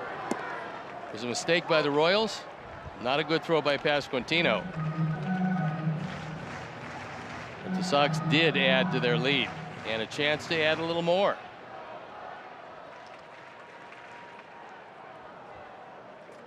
Tristan Peters 0 for 2 tonight.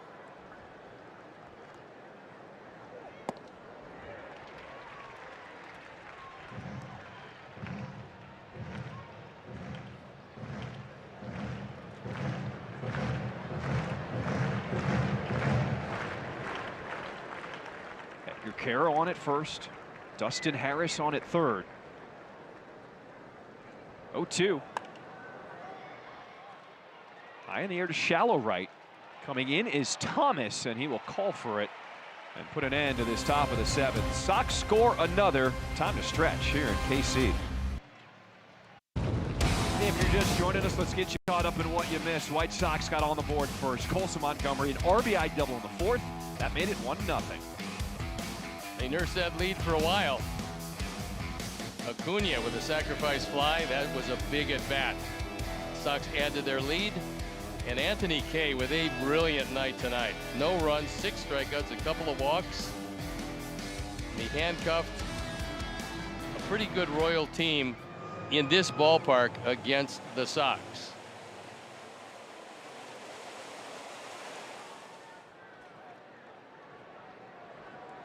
So Grant Taylor, who got the final out in the 6th inning, will stay on the mound as he starts this home half of the 7th, with the White Sox needing 9 more outs out of the bullpen.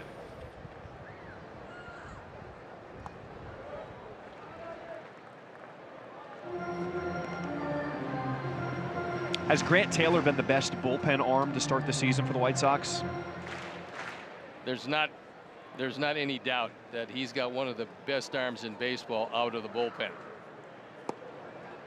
And with that overhand hook to go with it, when he's thrown it in the zone, it's devastating.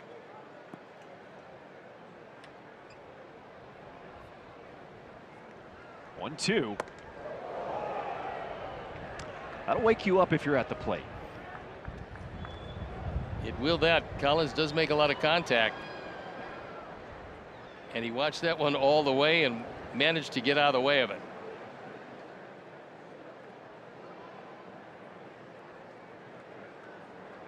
Two here from Taylor. A late swing as Collins stays alive. I mean, you said it early, it's the ease of the delivery from Grant Taylor that almost surprises the hitter, how quickly it gets on him. Especially when he keeps it upstairs. If it's in the zone, it's hard to get around on. Line drive to right field. It is Peters with the catch. One away to start this bottom of the 7th. Enter the Ultimate Fan Sweepstakes for your chance to create your own milkshake. That's right, the winner will work with the Chicago White Sox head chef to design and name their own milkshake that will be sold in the ballpark. Now, the winner will also receive a diamond suite for up to 20 guests at a White Sox home game in June of 2026. To enter, visit whitesocks.com/sweepstakes. Have a milkshake named after you? Not bad. Or named after whatever it is you want to call it. I am not mad at that. There's a lot of creative fans who I no doubt will come up with something special. Not to mention the milkshake is spectacular. Oh my goodness. Which one? Get your choice. You got a few. There's different variations already on it.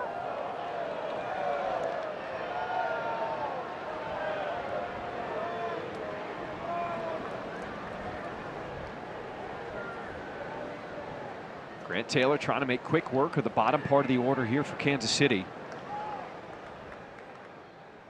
0-2 to Isbell.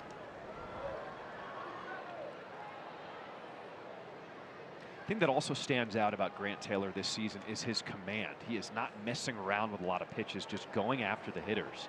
I think he's trying to make that motion a little simpler so he can repeat it consistently. Isbell does have a couple of home runs this year, unusual for him in that he's known as a defensive center fielder, but he started out swinging the bat very well, over 400, 2 and 5 on the power numbers. Got him on the hook. First strikeout tonight for Grant Taylor. When you set a hitter up with almost 100 and then you come back with one of these, you either lay off or you take a walk back to the bench. Nice pick by Edgar Caro, making sure it doesn't get away. That looked like something out of a video game. Isbell wasn't even close. It just explodes down and out of the zone. Taylor just dots it with a fastball. Strike one to Michael Garcia. This is a base stealing threat, and you just as soon lead off with a Witt next inning. He's in the on deck circle. Short hop and goes off the glove of Colson Montgomery into left field. Colson didn't really know, should he come in and try to smother it? Should he wait back and get it on the hop? He was in between. And he tries a backhand that does not work. Tough play. And it gets away. So they rule that a base hit for Michael Garcia. As Bobby Witt Jr. will come to the plate with 2 outs here in the 7th. The crowd here at Kauffman Stadium starting to buzz a bit, as Bobby Witt Jr. always capable of doing something special.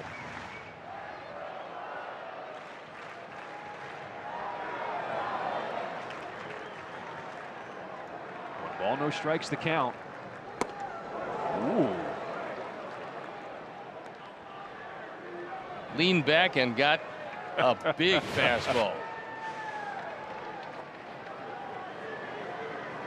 This is a fun matchup right here. Grant Taylor versus Bobby Witt Jr. Slow roller. Will it stay fair? It is moving down the line, and it's going to hit the bag for a base hit. With the speed of Witt, that's the only thing you can do. As soon as this ball trickles down the line, you have to hope that it goes foul. Unfortunately, it did not.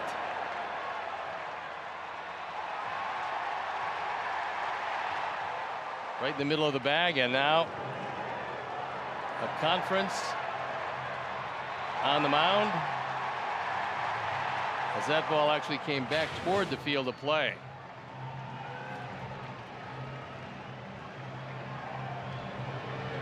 Zach Bove with a word, and runners at first and second in a 2-run game.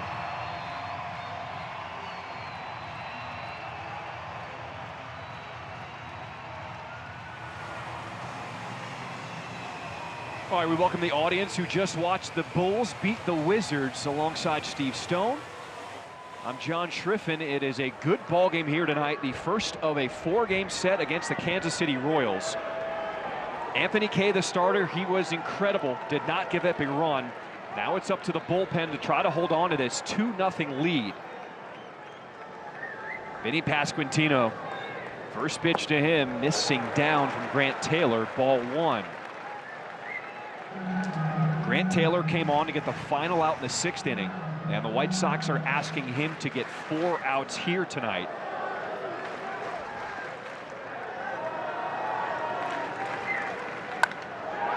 Hard hit on the ground, smothered, knocked down. Neidroth stays with it to get out of the 7th inning as Grant Taylor does his job.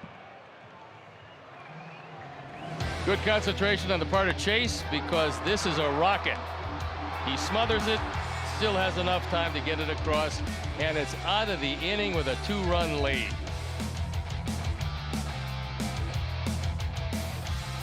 All right, Let's get you caught up if you were watching the Bulls here tonight. The White Sox got on the board first. Colson Montgomery, an RBI double in the fourth. It was a 1-0 lead at that point. Stayed that way for a long time, and Acuna hits it just far enough in right field. Thomas can't do anything with it. It's a 2-0 game as Anthony Kay was brilliant.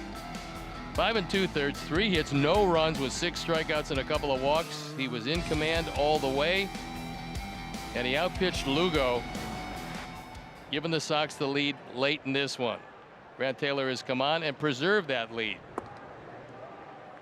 Top of the order for the Sox as we start this 8th inning, a 2-0 lead.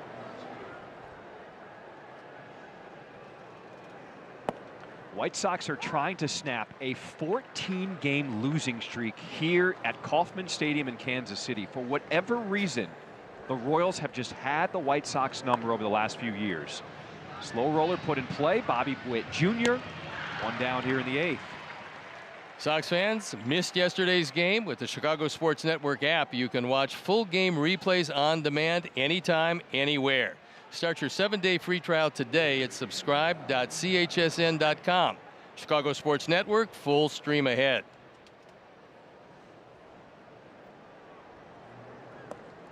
Steve, this has been a really well-played, well-pitched ball game. Just a 2-0 game here in this 8th inning. And Eli Morgan comes on for just the second time. You might remember him from the Guardians. He was there for quite a while.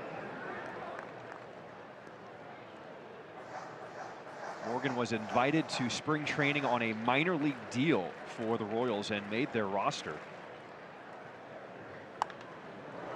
Murakami sky high.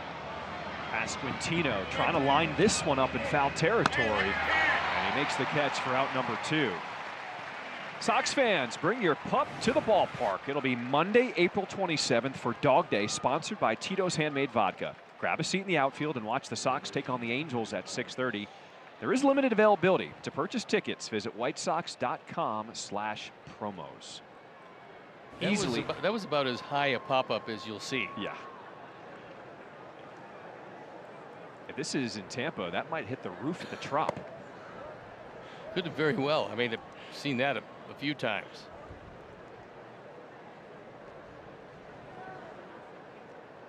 Miguel Vargas is 0 for 3 tonight. The pitchers have been dominant. White Sox with just 4 hits, Kansas City with 5.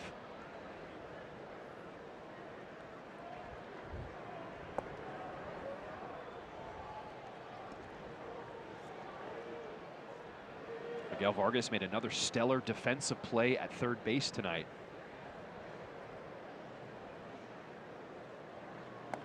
As he continues to make incredible strides with the glove in the field. And it wasn't like he got a slothful runner. It was Bobby Witt Jr. And he beat him by a full step on a skip throw across the diamond.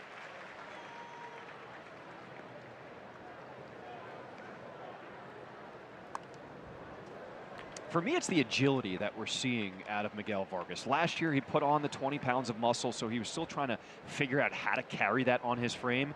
This year, he had a whole offseason to really get acclimated to it, and he is moving really well right now.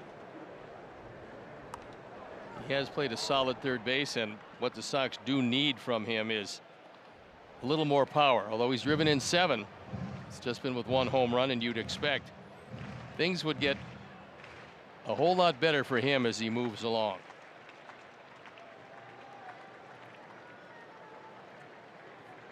The 3-2 pitch. So a 2-out walk here for Vargas. Now's a good time to try to take advantage with a stolen base. Miguel has shown he can run. And Morgan throws a lot of straight changes. Good pitch to run. Colson Montgomery's double in the 4th knocked in the first run of the ball game.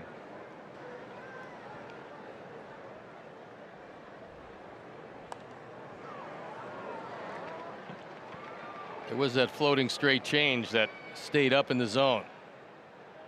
You could see Montgomery. He was trying to wait back on it. It's hard to do.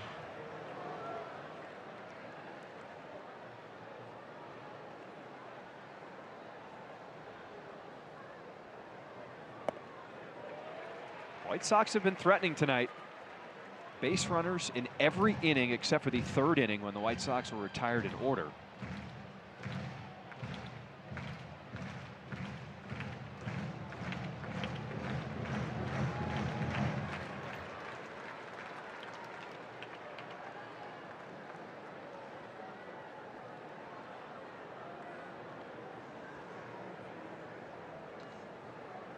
Vargas, Danton moving at first. And it was Morgan who held the ball to try to control the run game. Although you can't look for any specific pitch, this is a good time. If you can adjust to a changeup, most likely you're going to get it.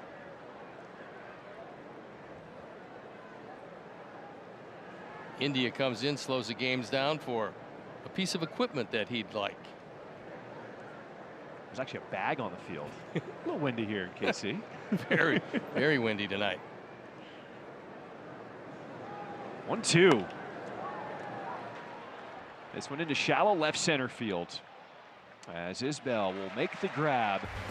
We go to the bottom of the 8th inning. White Sox with a 2-0 lead.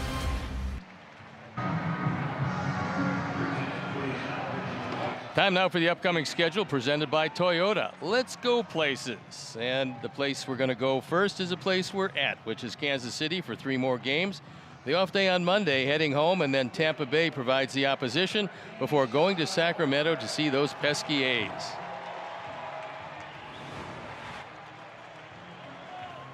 Jordan Leisure comes on for the 7th time. The slider's been very good.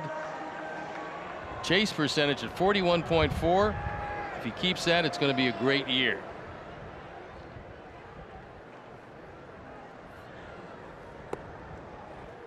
Salvador Perez comes up empty, strike 1. 4, 5, 6 to the plate for the Royals here in this 8th inning.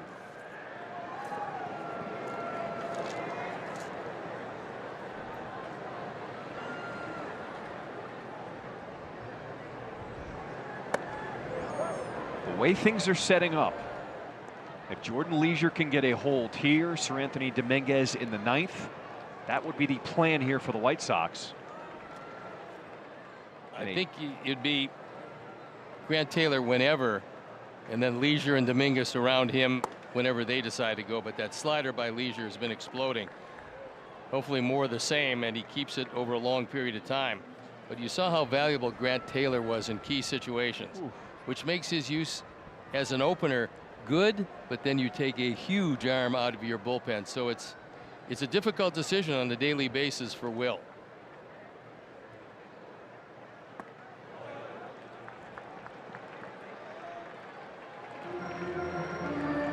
Grant Taylor came on to get the final out of the 6th inning, went into the dugout. Then they asked him to come back out there to get 3 more outs, and a huge 4-out outing for Grant Taylor. 2-2.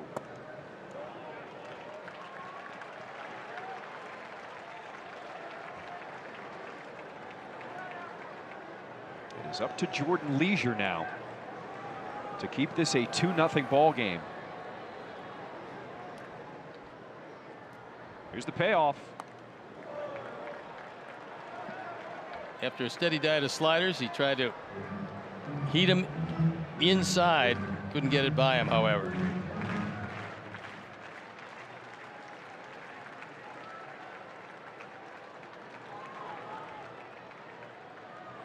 The payoff again. Got it by him, Jordan Leisure. Little giddy up. After looking at some sliders, his fastball looks a whole lot better, and he throws it right by him. It's right down the middle of the plate. So a pinch hitter will be the lefty Carter Jensen, replacing Lane Thomas. Jensen is the guy that will catch when Salvi doesn't catch. See the 3 home runs and 6 driven in? They really like his bat. He's got some big power.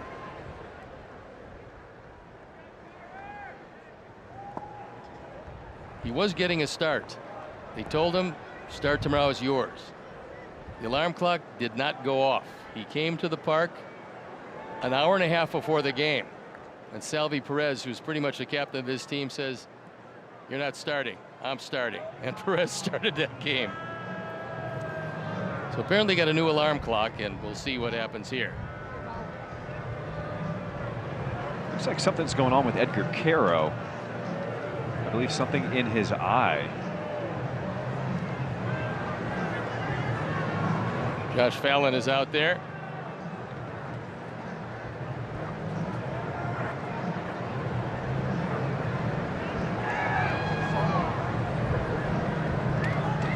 All right, well, we have this break. How about the Rockies right now? That game just underway on the West Coast against San Diego.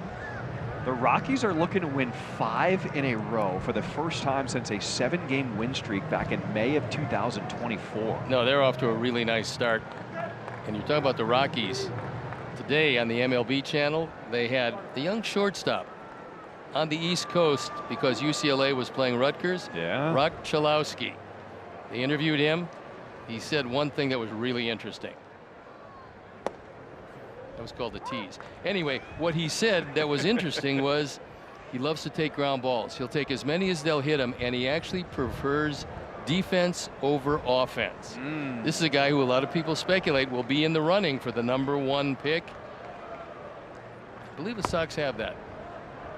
He's saying all the right things early on. He really is. He's looks like very cerebral shortstop, tearing it up for UCLA.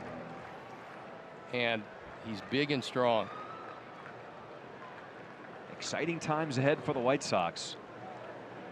1-2 pitch from Leisure. Got him swinging.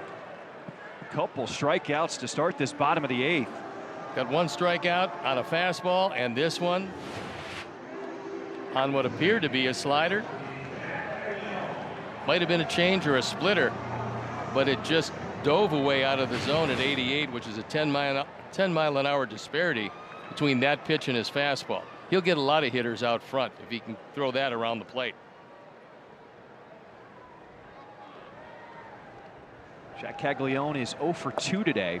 If you are scoring at home, they made a correction his last time up in the 6th. We thought he walked, but actually they ruled it that he was hit by a pitch.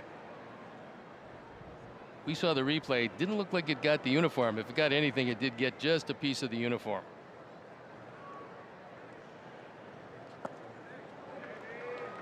First 2 missing from Jordan Leisure.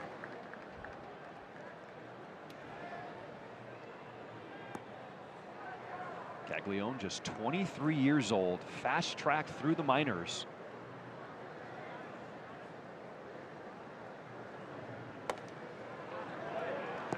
Drafted in 24, made his big league debut last year, and is now a mainstay in the lineup here in 2026. He was the pick after the Sox picked Hagen Smith.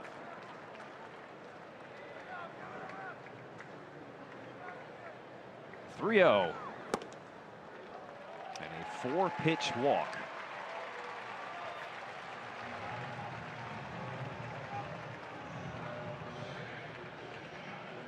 So there's been some traffic for White Sox pitchers, but they've been able to get around it. The Royals have left 9 runners on base so far tonight.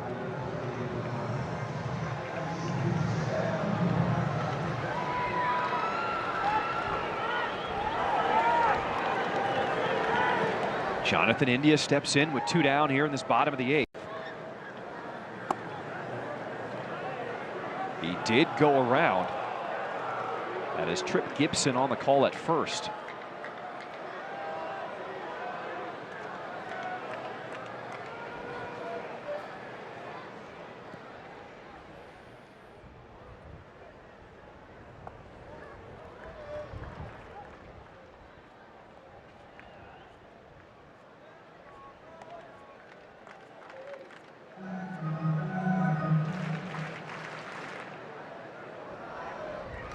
Sox trying to hold on to a late lead here in the opener of a 4-game series against the Royals. Fastball on the ground, backhanded. Vargas, the throw over in time. We will go to the 9th inning. The Sox up 2-0 here in KC.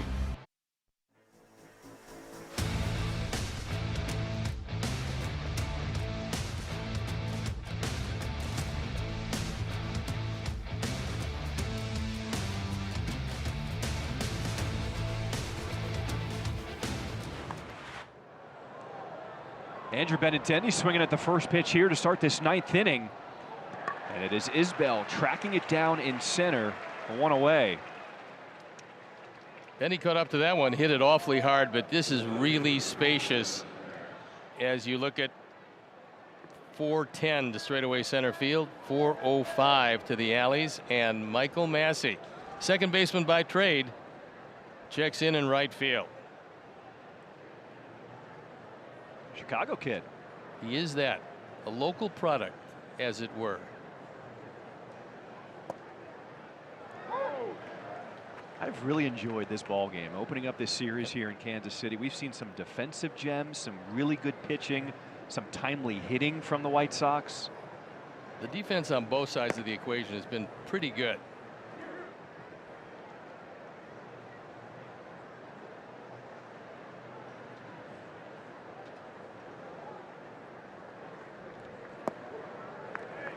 Changeup floats in there.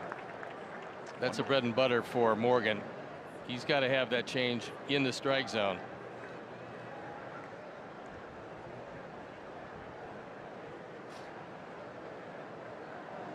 Dustin Harris, who got the start in left field, has been on base twice tonight. A single in the 2nd, walked in the 7th, but goes down swinging out number 2 here in the 9th.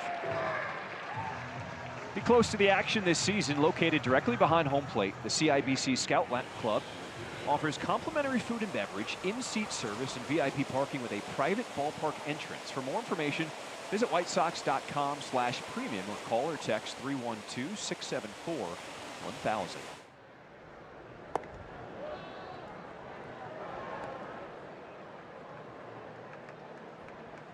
It was Edgar who hit that ball to Pasquantino that he threw away at second base, opening up that inning, and the Sox scored a much-needed insurance run. Edgar Caro over India at second, and he will come up with his second hit here tonight.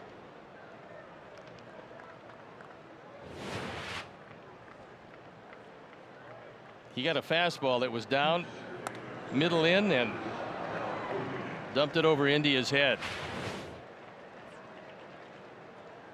It's the 4th time this season that the White Sox have led in a ball game after the 8th inning. White Sox are 3-0 when they've done that before to start the year. Acuna did go around, strike 1.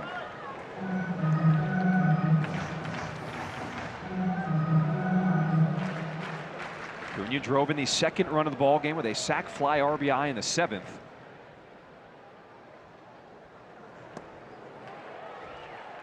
That thing doesn't just float, it dances. Well, that's one he would like to have back. He was fortunate to get away with it. You throw a changeup and it's about letter high in the middle of the plate. Normally those are hit awfully hard. This one, he got by him. 0-2. As Isbell will put an end to this top of the 9th. Sox need 3 more outs to get the win. Moment presented by Prevagen, and it's the outing of Grant Taylor. Some big outs, 1 in the 3rd inning, a couple of hits with a strikeout, no walks, and he held on to the lead. Fine play by Mydroth. He gets him out and hands it to Dominguez to try to nail it down. Sir Anthony Dominguez on for the 5th time. 1 for 2 in save opportunities. 3 outs to go to end the nightmare that has been coming to Kansas City. We'll take a look at how he's going to use his stuff. That 4-seamer up over 97 miles an hour. Backed up by the sinker and sweeper. Not too many curves or splitters, but he has them. Derek Hill inserted defensively. He'll be the new left fielder to start this bottom of the 9th inning. It'll be 8-9-1 due up. You did not want to see Bobby Witt Jr. come to the plate here in the 9th. Nah, plenty of time to see him tomorrow. Let's hope that the game ends with him in the on-deck circle. The first 2 have missed here to Isaac Collins, who is 0 for 3 tonight.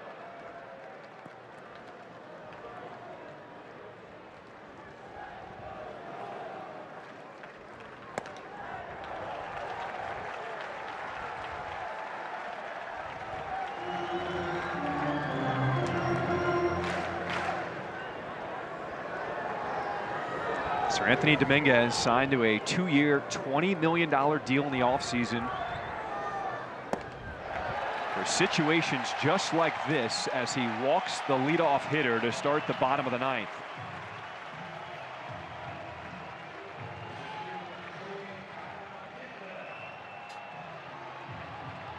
We have seen on occasion Isbell lay down a bunt, and with that in mind, Vargas is way in on the grass at third.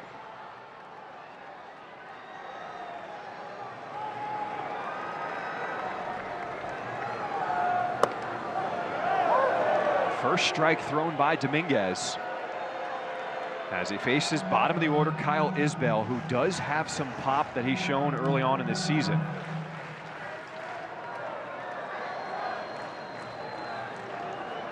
A 1 into center field. Acuna backing up. He will make the grab, the first out here in the bottom of the 9th.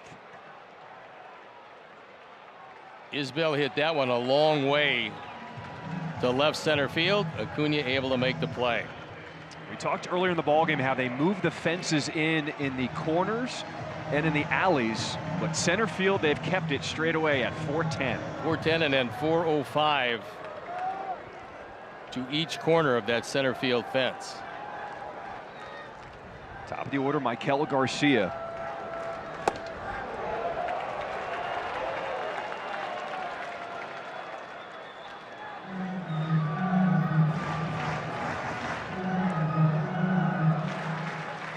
Garcia 2 for 3. A couple singles and a walk tonight.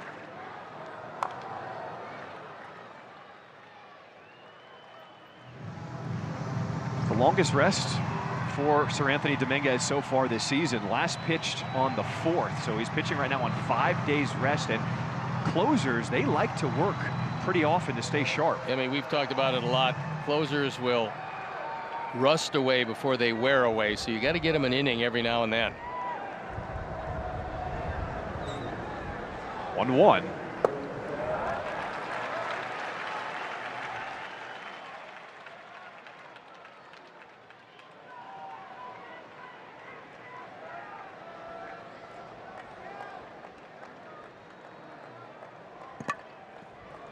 Collins on at first with 1 down.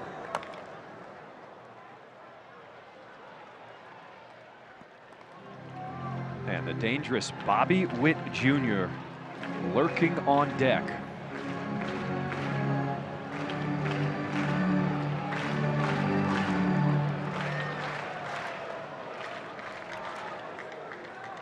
Two.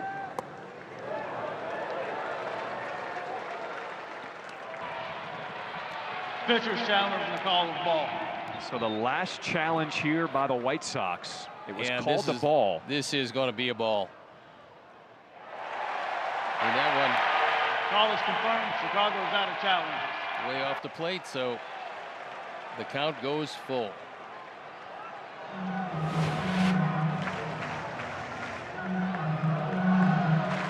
He did absolutely check it up. Payoff pitch. Got him swinging. Just 2 some- down in the 9th. Just some high heat. That one had the middle of the plate at 98. Well, we said this has been a well-played ball game. It has been entertaining, and it all comes down to this. Bottom of the 9th, 2 outs. Tying run at the plate is Bobby Witt Jr. Fouls off the first one, strike 1. That was heading right back this way, but for the top of the screen, we'd have handled that easily. I saw you. You had the hands out in front. You were ready. We could have turned a pair, but there's 2 outs already.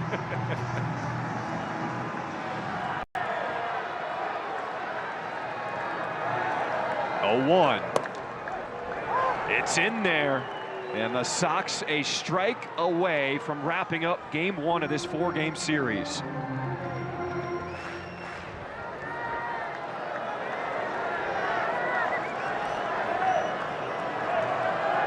The 0-2 from Dominguez.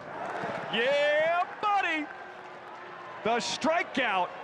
And the 14-game losing streak here in Kansas City comes to an end as the Sox pull off a 2-0 win.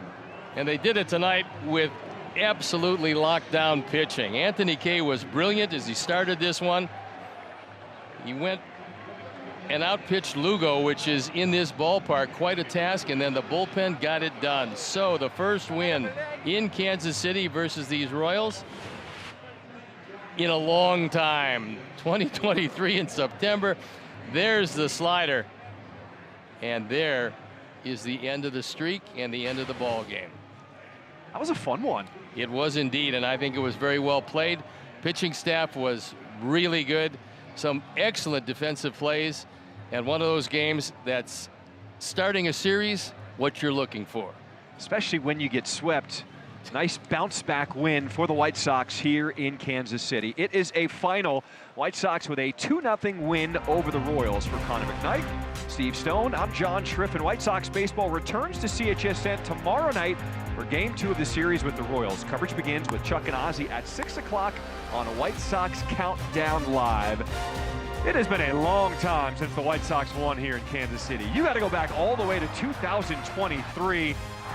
And when you have 4-game series, you want to win the first one. And the